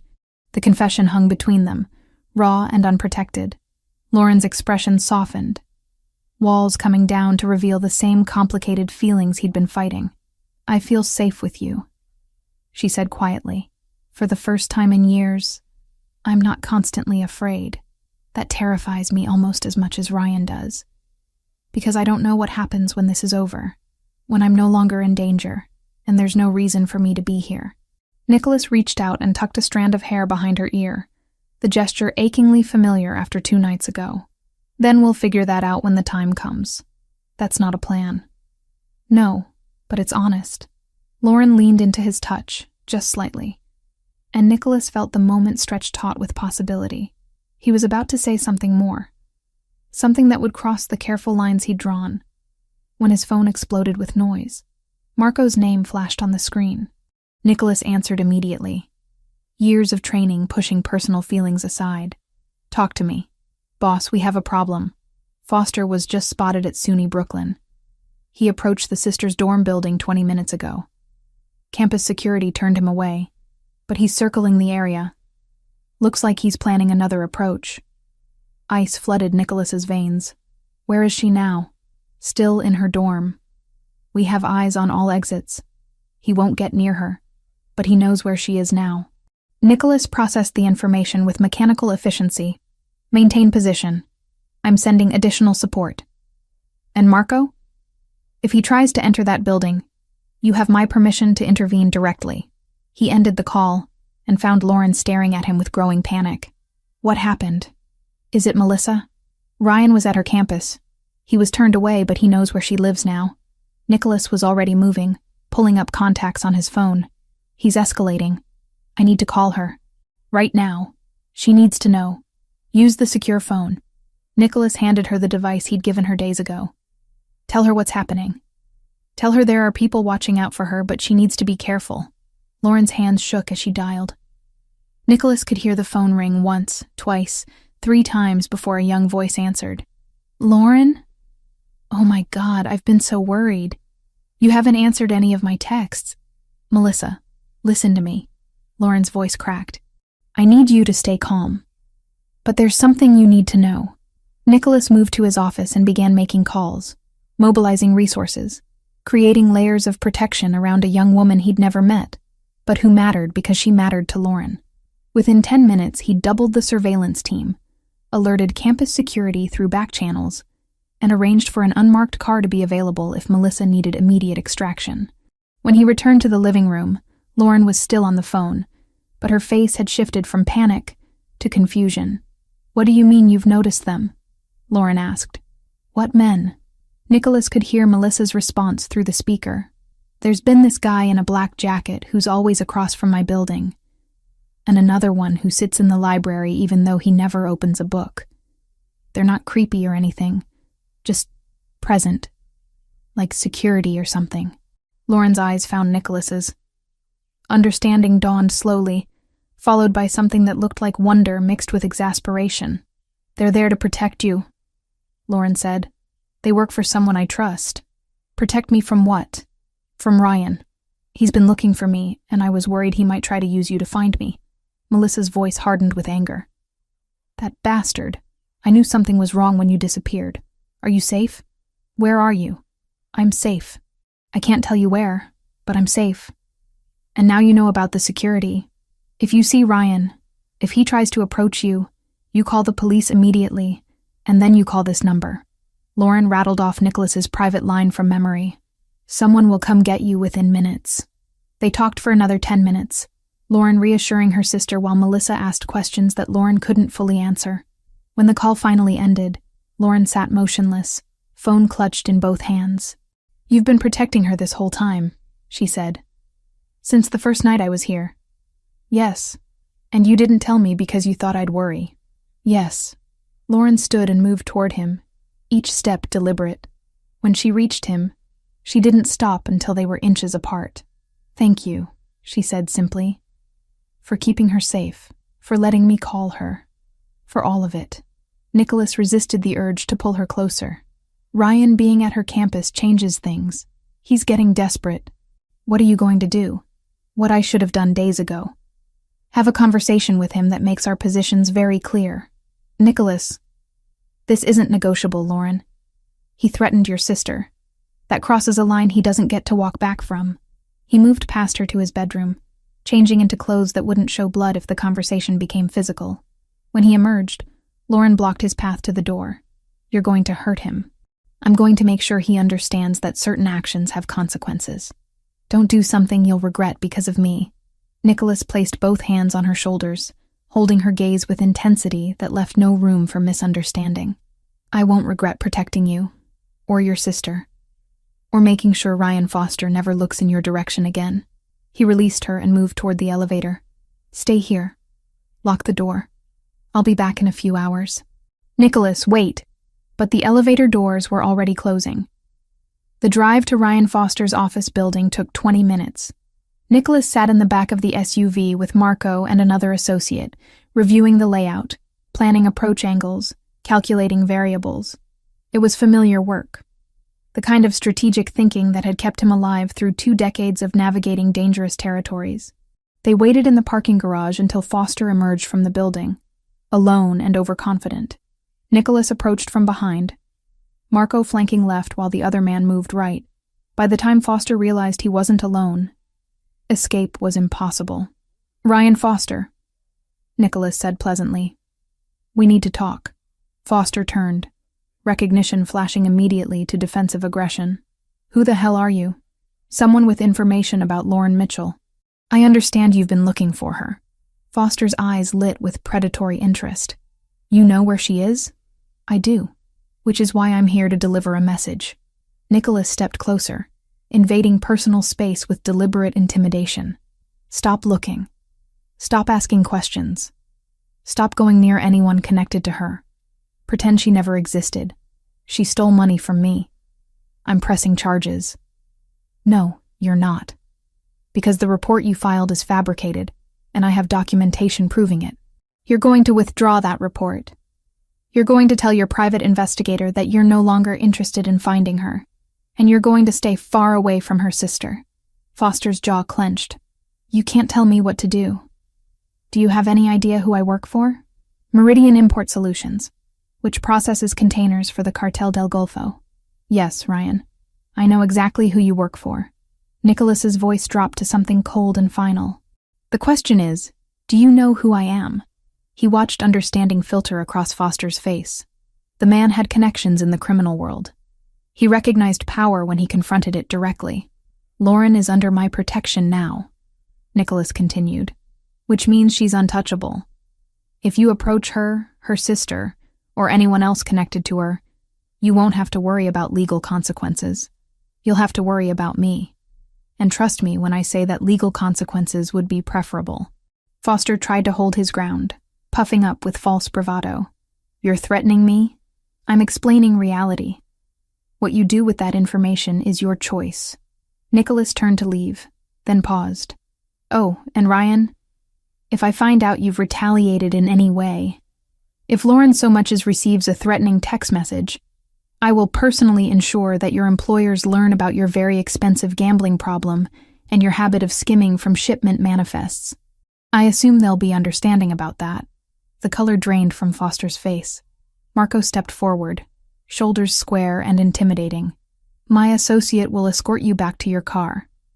I suggest you think very carefully about your next moves. Nicholas returned to the SUV and waited while Marco had his own quiet conversation with Foster. Through the tinted windows, he watched the man deflate, recognize he'd miscalculated badly. When Foster finally drove away, hands gripping the steering wheel with white-knuckled force, Nicholas felt a grim satisfaction. The confrontation had been necessary, but it had also been personal in a way that concerned him. He'd been willing to do worse, to cross lines that shouldn't be crossed, all for a woman he'd known less than a week. The drive back to the penthouse was quiet. Marco knew better than to comment on what had happened. When they arrived at the building, Nicholas dismissed him and rode the elevator alone, watching his reflection in the polished doors. Bruised knuckles stared back at him. He'd hit Foster once, just once, when the man had made a comment about Lauren that crossed from insult into territory that required physical response. The contact had been brief but satisfying. Lauren was waiting when he stepped into the apartment. She took one look at his hand and moved immediately to the kitchen, pulling out first aid supplies without asking. "Sit," she ordered, pointing to a bar stool. Nicholas sat. He was suddenly, inexplicably tired. The adrenaline of confrontation had burned off, leaving only the weight of what he'd done and what it meant. Lauren filled a bowl with warm water and retrieved clean cloths. She worked in silence, cleaning the split skin across his knuckles with gentle precision. Her fingers trembled slightly, but her touch remained steady. "Did you kill him?" she asked quietly. "No, but you hurt him. I made sure he understood consequences. That required a level of physical emphasis." Nicholas watched her face, trying to read her reaction. "Does that frighten you?" "It should." Lauren rinsed the cloth and continued cleaning. "But it doesn't. Is that wrong?" "I don't know." She looked up, blue eyes meeting his. "What did you say to him?" "That you're under my protection. That approaching you or Melissa would be a mistake he'd regret. That his connections don't frighten me because mine run deeper." "And he believed you?" "He did by the time I finished explaining." Lauren set aside the cloth and reached for antibiotic ointment, applying it with careful attention to each scrape and cut. Nicholas watched her work, aware of every point where her fingers touched his skin. The intimacy of the moment exceeded anything explicitly romantic. A different kind of vulnerability emerging from violence, transformed into care. "Your hands are shaking," Nicholas observed. "I know." Lauren's voice was barely above a whisper. "I'm processing. Give me a minute." He gave her the time, watching emotions flicker across her face. Fear, relief, anger, gratitude, something else that made his chest tighten painfully. When she finally finished bandaging his hand, she didn't release it.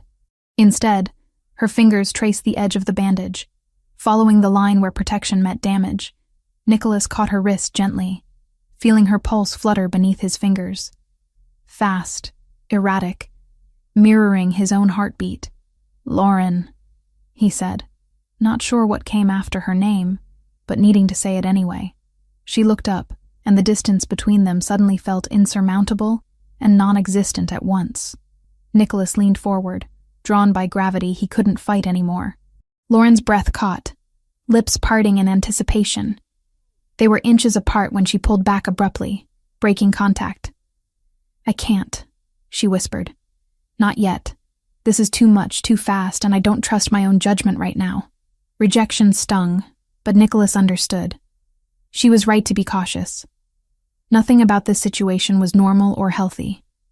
They'd been thrown together by crisis, forced into proximity that manufactured intimacy without foundation. "I understand," he said, releasing her wrist. Lauren stood and carried the first aid supplies back to their cabinet, movements jerky with suppressed emotion. When she turned back, tears tracked down her face. "It's not that I don't feel it," she said. "Whatever this is between us, I just need time to figure out if it's real or if it's just safety and gratitude and trauma bonding. Take all the time you need. Even if that means I should leave? Find somewhere else once Ryan isn't a threat anymore? The question cut deeper than Foster's face against his knuckles. Nicholas stood and moved to the window, putting physical distance between them. If that's what you need, yes. I won't keep you here against your will. That's not an answer about what you want. Nicholas turned to face her. What I want stopped being relevant the moment I found you in my bathroom. This is about what you need. What keeps you safe? What lets you heal? Lauren wiped her eyes, smudging tears across her cheeks.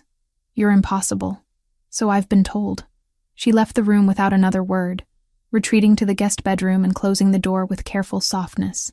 Nicholas remained by the window, watching the city lights blur into patterns that meant nothing. His hand throbbed dully beneath the bandages. Small price for eliminating a threat. But the larger danger, the one he couldn't punch or threaten or control, had already infiltrated his defenses. Lauren Mitchell had become the kind of complication that couldn't be solved with strategy or force. And Nicholas, for all his power and resources, had no idea how to protect himself from that. Nicholas woke before his alarm the next morning, the unfamiliar sensation of warmth against his side, anchoring him to the present instead of dragging him back into old nightmares. For a moment he lay still, eyes closed, cataloging details the way he always did. Soft breathing, the faint citrus scent of Lauren's shampoo on his pillow, a weight tucked into his right side, knee resting lightly over his leg, her hand splayed against his chest as if to reassure herself he was still there. He opened his eyes.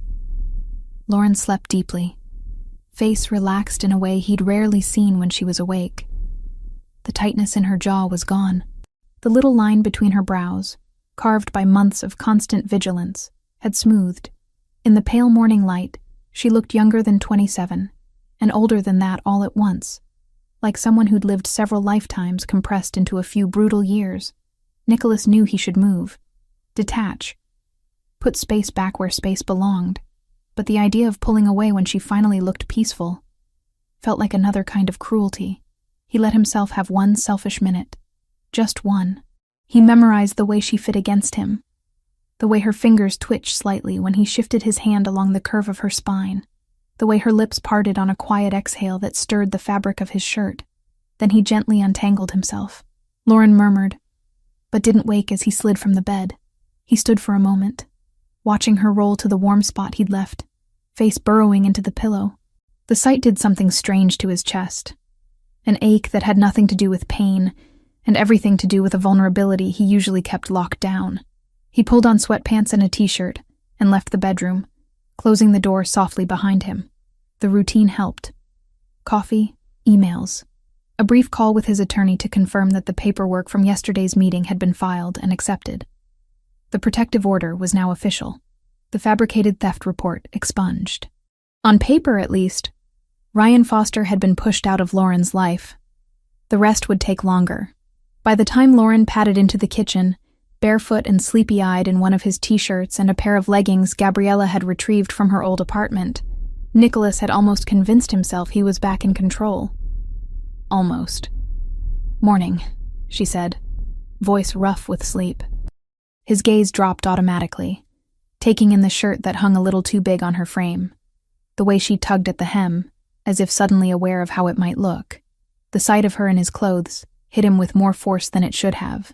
A quiet stake driven into ground he'd never meant to claim.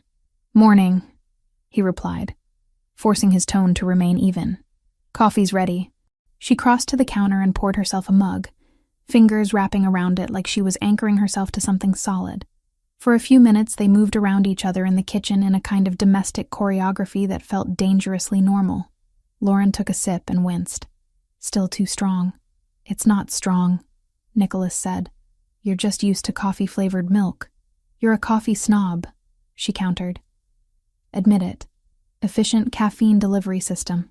That's all it is." She smiled into her mug, and the simple expression punched through the armor he tried to put back on every morning. Silence settled between them. Not awkward, but weighted. Memories from the day before hung in the air. The meeting, her words to Ryan, The way she'd kissed him when they got home, like she'd made a decision and was finally willing to own it. Lauren set her mug down carefully. So, he echoed. I just want to make sure we're on the same page about yesterday. She gestured vaguely between them. About what this is. You were very clear, Nicholas said, leaning on the island. You're choosing it, with conditions. Your pace, your calls.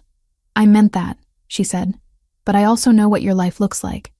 I heard pieces of that meeting you had last night from your office. Something about shipments and territories and people who don't exactly solve disagreements with mediation. Nicholas held her gaze.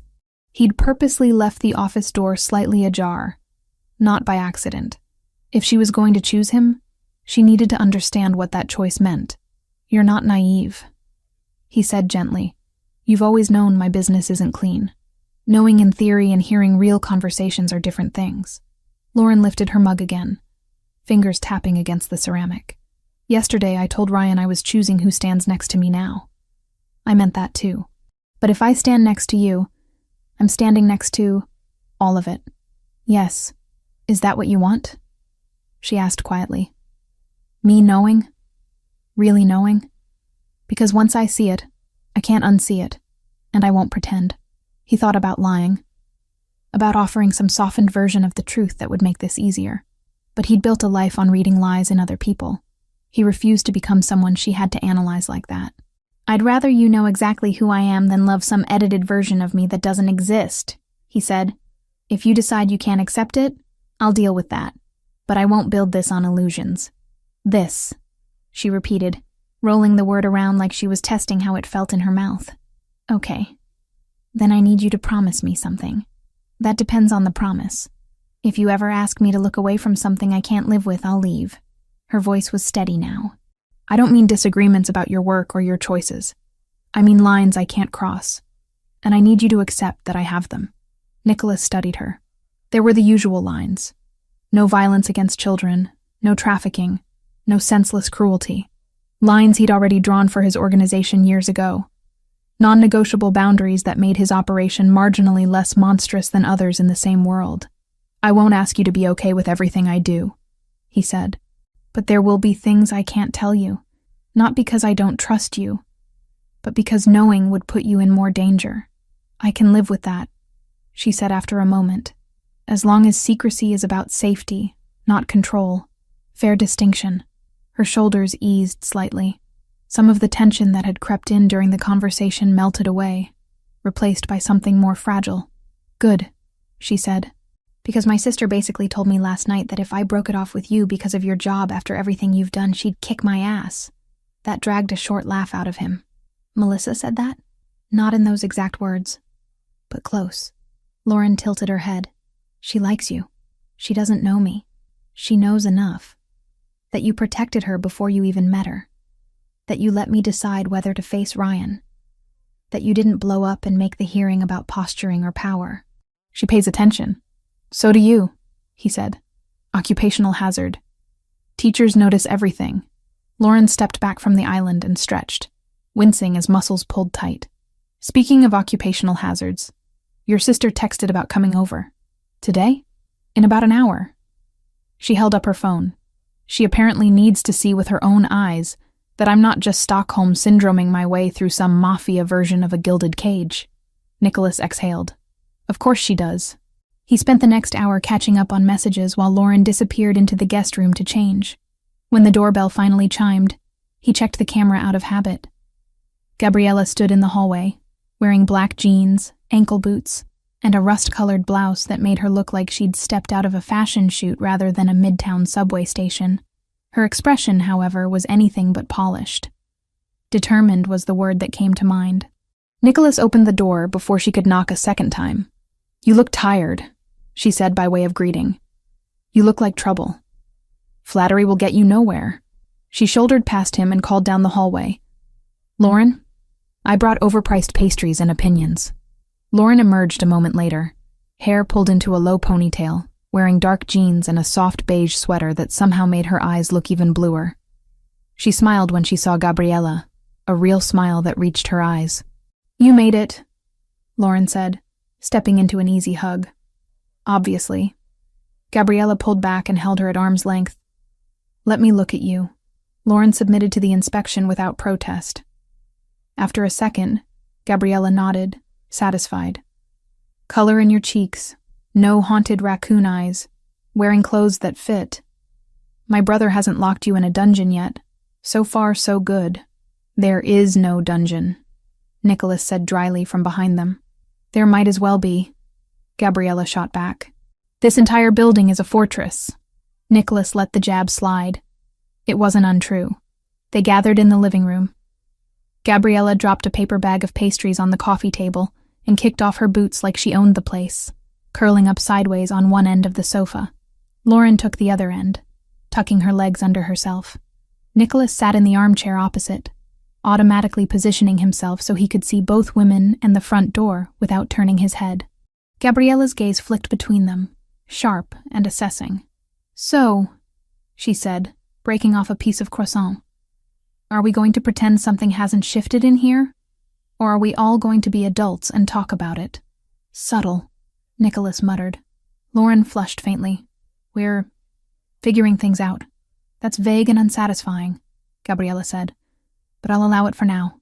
She turned to Nicholas. "Have you explained everything?" "I explained enough. Define enough. She knows what I do. The contours, if not the details." Gabriella narrowed her eyes. "And you understand what comes with him, right?"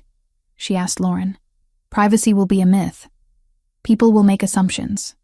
There will be nights when he doesn't come home, and he won't be able to tell you where he was or what he was doing beyond handling things. Are you prepared for that?" Lauren met her gaze without flinching. "I'm prepared to make my own choices. That includes accepting there are parts of his life I won't have access to. I'd be lying if I said it didn't scare me, but it scares me less than the idea of going back to a life where every decision about my day was made for me." Gabriella looked at her brother. "You hear that? That's trust. Don't screw it up." "I'm aware of the stakes," Nicholas said. "You think you are," she replied, "but you have a habit of deciding what's best for everyone, and then acting like it's generosity instead of control." He absorbed the hit without reacting. Lauren watched them both, eyes moving between siblings like she was following a tennis match. "I told him," Lauren said to Gabriella, "if he ever asks me to ignore something I can't live with, I'll leave." "And he agreed?" "He didn't fight me on it," Lauren said, "which is a start." Gabriella leaned back against the cushions, studying Nicholas with the familiarity of someone who'd watched him build his empire brick by uncompromising brick. "You deserve to be happy, Nico," she said finally. "I've been saying that for years, but not at the cost of turning someone else into collateral damage. Even if that someone is willing." Lauren interjected softly. "I'm not collateral." "No," Gabriella agreed. "You're the first person he's let this close without an agenda attached. That's why I'm here, to make sure he understands what that means." Nicholas felt the conversation pressing against lines he wasn't ready to cross in front of Lauren. Not yet. He shifted to practical ground. "Speaking of agendas," he said, "there's something you both need to know. Foster appears to have taken the hint. He's bought a one-way ticket out of the country. My contacts say he's planning to set up in Mexico for a while, closer to the people he shouldn't have been playing games with from this side of the border." Lauren exhaled. "So he's actually leaving?" "It looks that way," Nicholas said. "He's withdrawn his complaint officially. The protective order stands here, but jurisdiction gets messy once he crosses a border. The good news is, men like him don't fare well when they're no longer the ones holding all the power in a room. He'll have his hands full staying useful and alive. Hunting you will drop on his priority list. Will he ever come back?" Melissa's voice wasn't here, but Lauren's question carried her sister's fear too. "Possibly. But by then, a lot of other things will be in place. Documentation. Witness statements. The file my attorney is building doesn't disappear just because he changes his address." Lauren nodded slowly. "I don't feel as light as I thought I would hearing that." "That's normal," Gabriella said. "It doesn't all evaporate because he got on a plane. Trauma doesn't check calendars." "I know." Lauren gave a small, humorless smile. "But I'm trying to let it feel like at least the door is closed. Maybe not locked, but closed." Nicholas watched her. The way she spoke about doors now, open, closed, locked. Language of boundaries. Language he understood too well. After Gabriella left in the afternoon with a final, lingering hug for Lauren and a pointed, wordless look for Nicholas that conveyed volumes, the apartment felt quieter, but not empty. Different from the early days when Lauren had tried to take up as little space as possible. Now, her presence filled rooms even when she wasn't in them. Nicholas found her an hour later in his office doorway, leaning against the frame. "Can I come in?" she asked. "You don't need permission." "I think we both know that's not entirely true," she said, lips quirking. "This room feels different, like your brain externalized." He glanced around at the carefully organized chaos. Screens, files in neat stacks, maps on one wall with pins and strings marking routes, territories, operations. She wasn't wrong. "Fair assessment," he said. She stepped inside, studying the maps first. "Is that all?" "Business," he confirmed.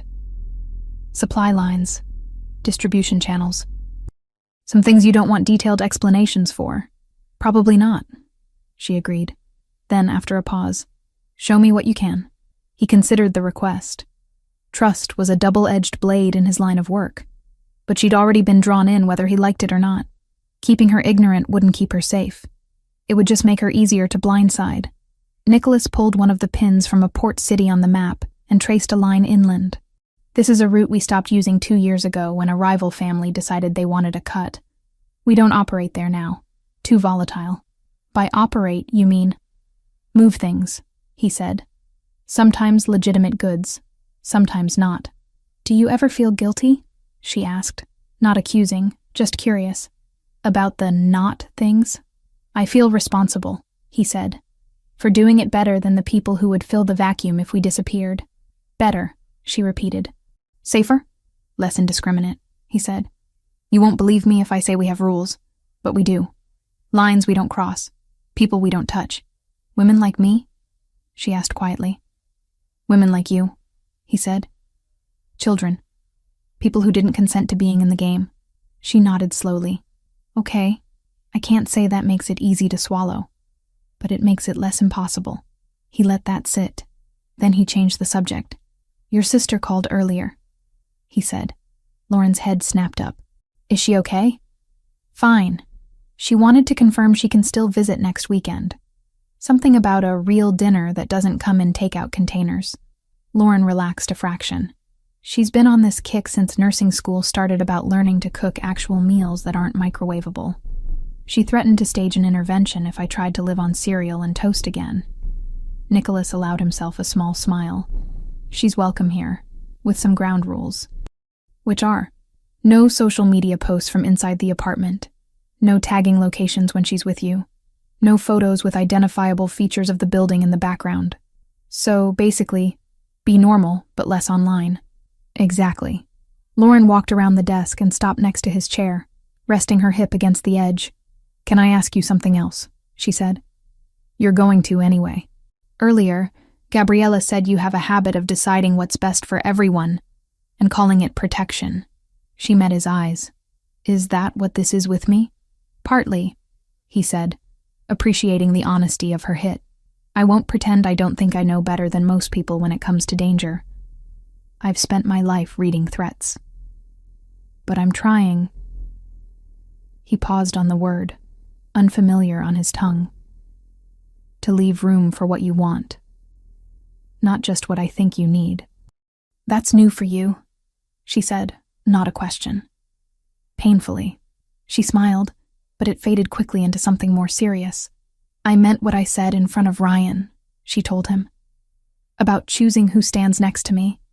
That means choosing this messy version of you, with all the contradiction and danger and control issues. It also means I have to choose myself, over and over, not just you." "Good," he said, "because I have no interest in being with someone who disappears into my shadow again." "That's not partnership, that's ownership." She studied him for a long beat. "I think you're more of a romantic than you want to admit." "Blasphemy," he replied.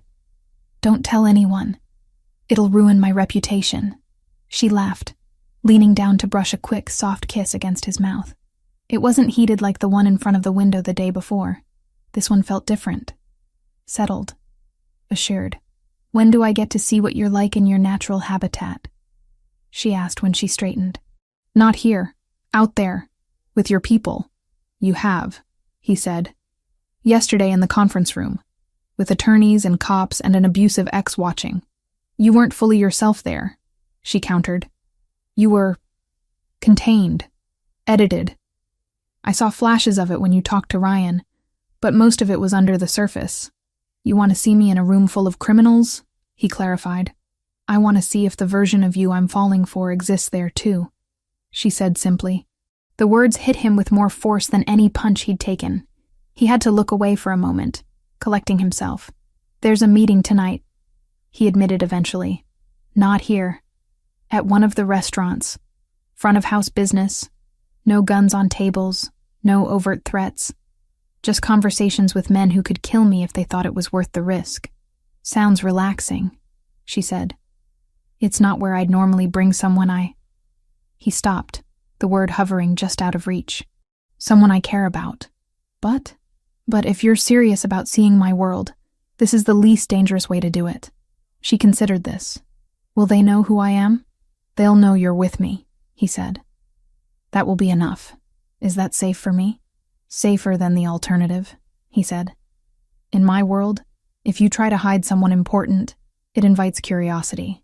If you show them openly, with the right posture, it sends a message. This person is under my protection. Off limits." "Then I want to go," she said. "You don't have to prove anything. This isn't about proving something to you," she said. "It's about proving something to myself. That I'm not still that woman who flinches at raised voices and hides in bathrooms.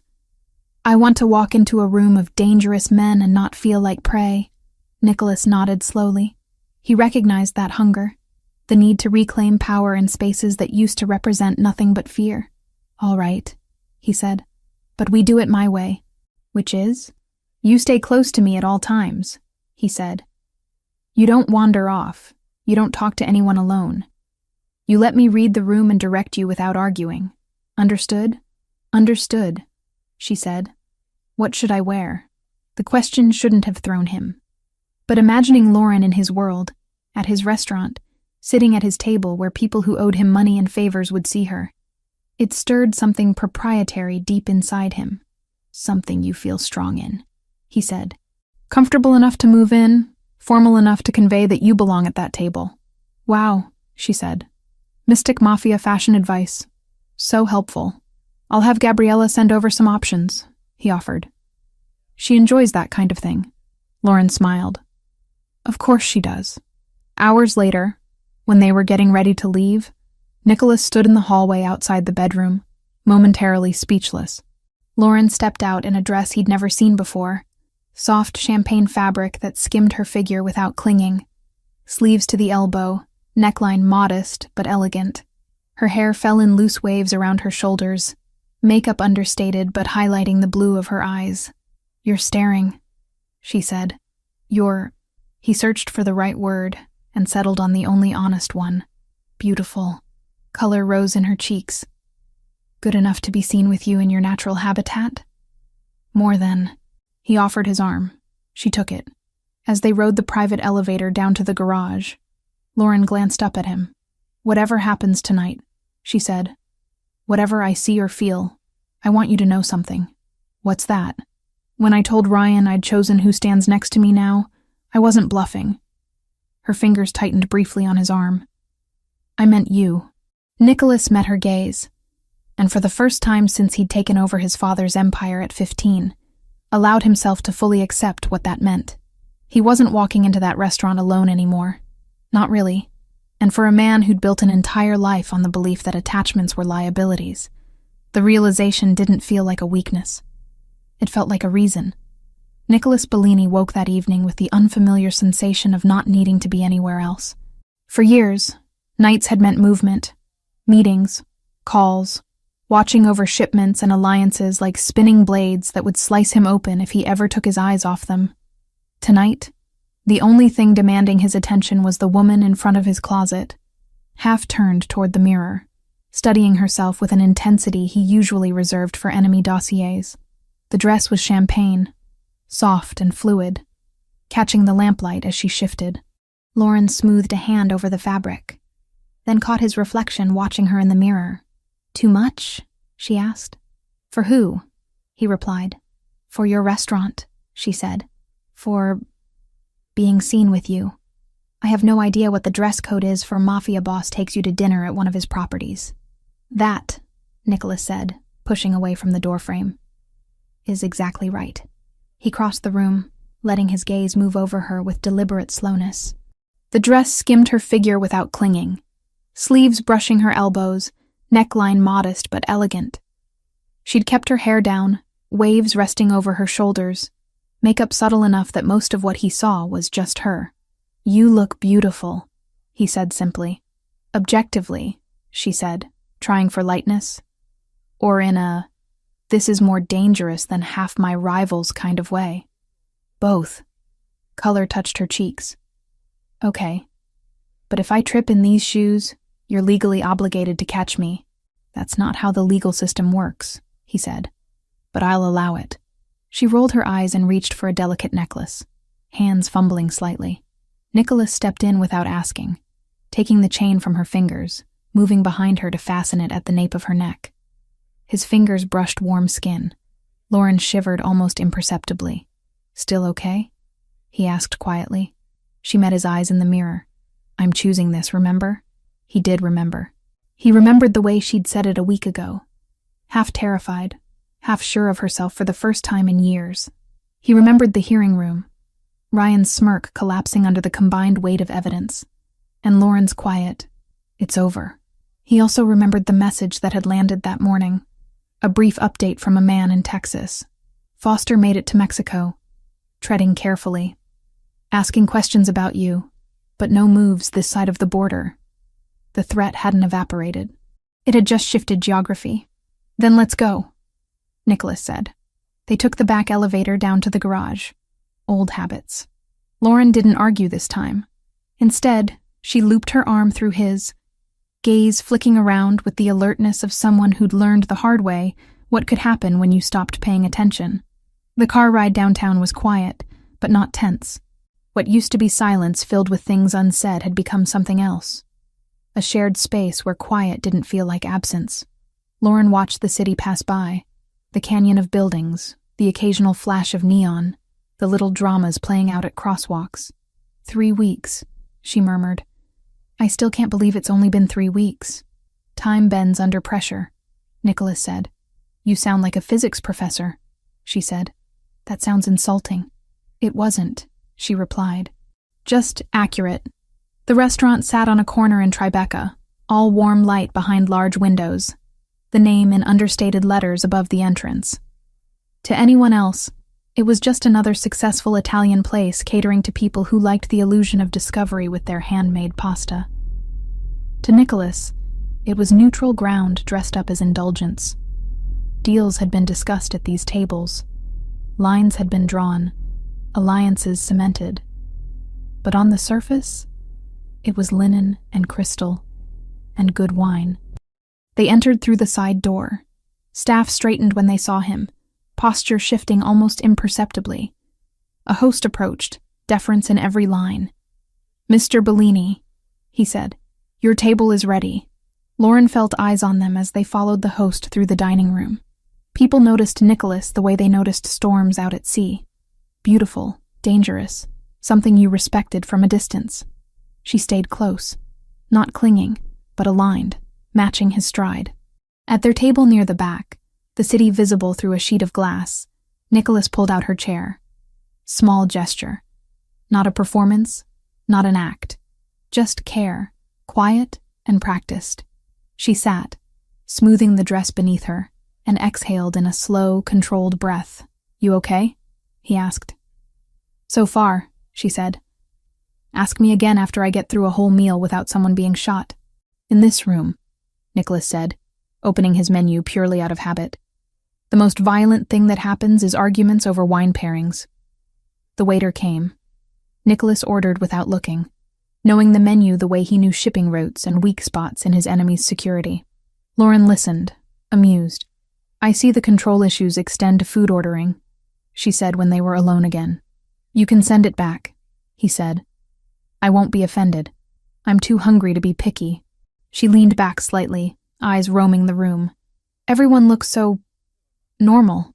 "They all have problems," he said. "They're just wearing better shoes to have them in." She smiled and turned back to him. "You know, part of me thought I'd be more nervous. First time being out with you like this, knowing what you really do when you put the nice suit away.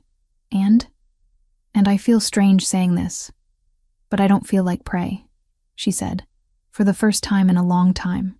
"You're not," Nicholas replied. "Not anymore. Not because nothing can hurt me," she clarified, "but because if it tries, I know I can run toward something, not just away." He let that sink in. When she'd arrived, she'd had nothing but flight in her vocabulary. Now, fight had found its place again, not the kind that matched physical strength, but the quieter kind that chose to stand and speak and stay. Dinner unfolded with an ease that would have felt impossible a month ago. They talked about trivial things. Lauren's disastrous attempt at baking the day before. "I didn't know it was possible to burn the inside and undercook the outside at the same time." And Nicholas's grudging admission that, as a teenager, he'd briefly wanted to become an architect before life had yanked that possibility away. "Let me guess," Lauren said. "You liked the idea of designing structures no one could break into." "I liked the idea of building something that didn't require breaking anyone," he said. "Do you still?" she asked. "Sometimes," he admitted. "Then the phone rings." She considered that. "Maybe this is that for you." "This?" "This," she gestured vaguely between them. "Us. Not something you built on threats or necessity or family politics. Just choice." He studied her. "It terrifies me more than some of the men I've dealt with." "Good," she said. "Means you're taking it seriously." A shadow fell across the table. Nicholas's attention snapped up, instincts primed for interruption. Instead, he saw a man in his 50s, well-tailored, expression respectful, hands visible. "Mr. Bellini?" the man said with a nod. "Apologies for intruding." "Make it brief," Nicholas replied.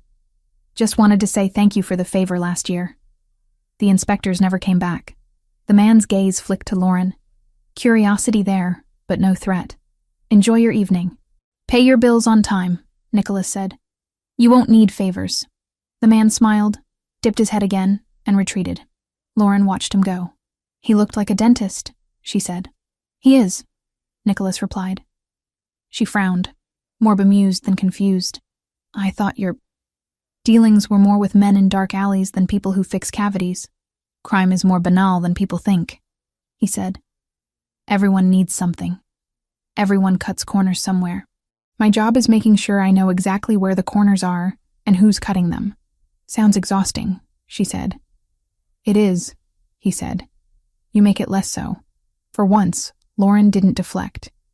She just reached across the table and brushed the back of his bandaged hand with her fingers, a touch so light it might as well have been a promise. On the way out later, she didn't cling to his arm because she was afraid.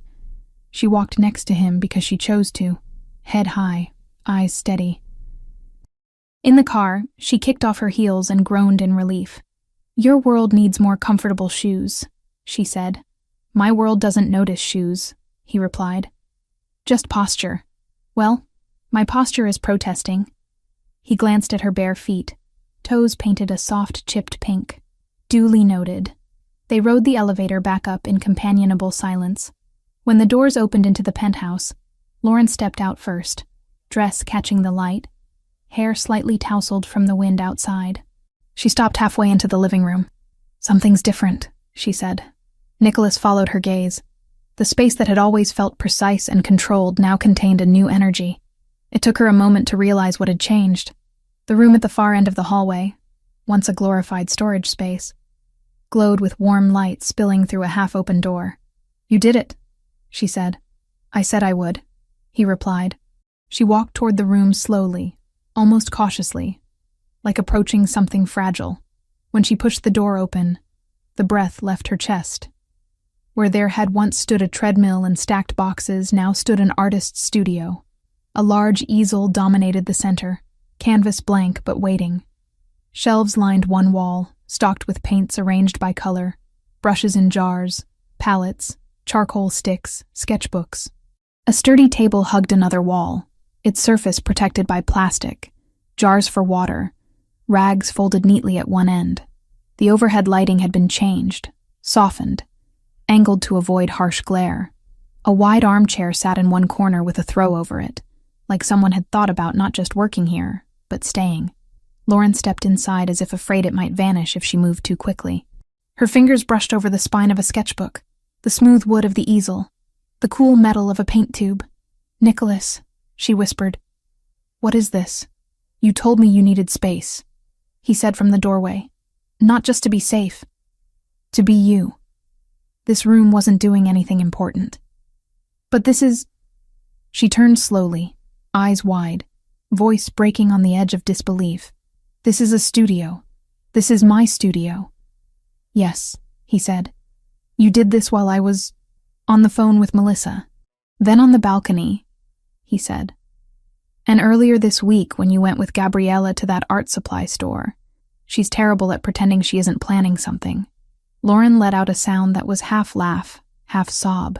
"I thought she was just dragging me through every aisle because she likes spending other people's money." "That too," he said. "But she gave me a list." I supplemented.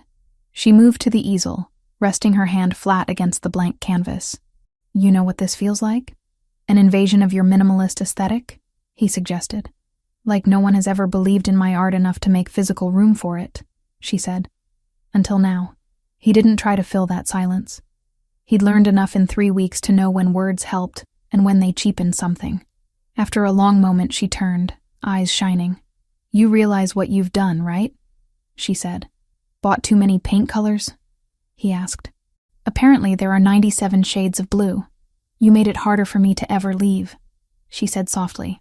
The honesty hit them both at once. "I don't want leaving to feel easy," he said, "but I want it to remain possible." She studied him.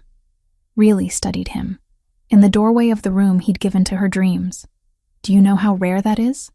she asked. "What?" "Someone powerful who can say, 'I want you here, and I'll survive if you walk away,' in the same breath," she said. "Ryan would have burned my paintings if he thought they represented a life that didn't revolve around him." Nicholas's jaw tightened.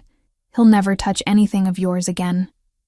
"I know," she said, "because you already made sure of that."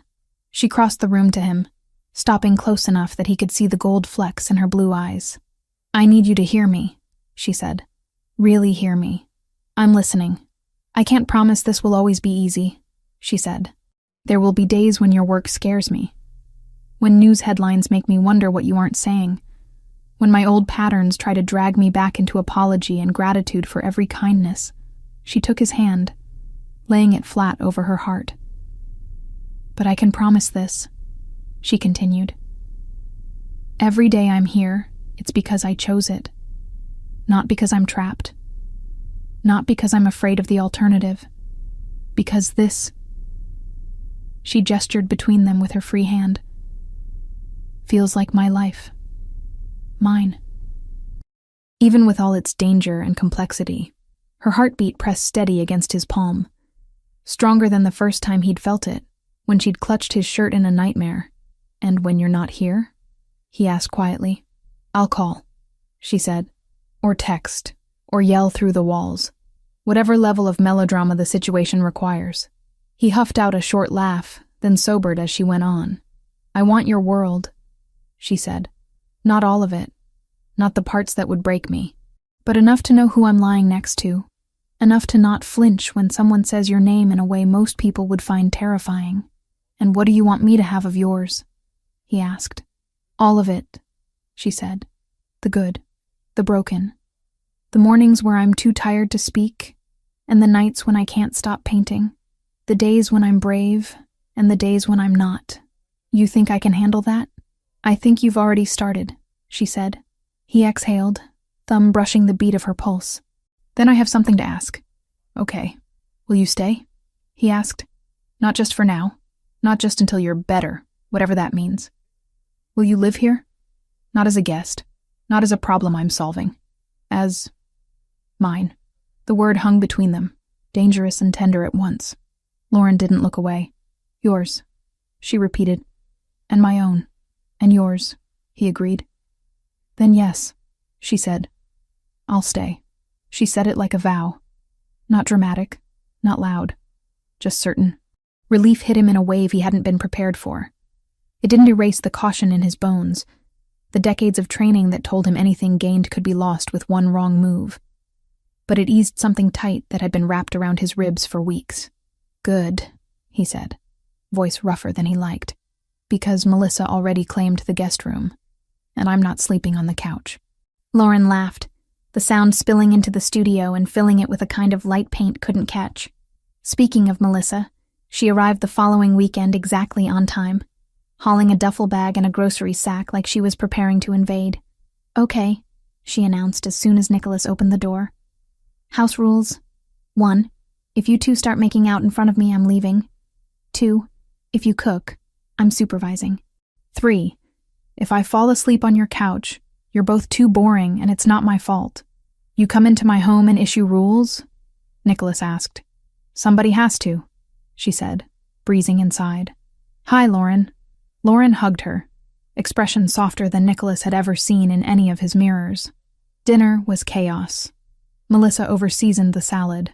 Nicholas burned the first batch of garlic bread because he was distracted by watching Lauren laugh.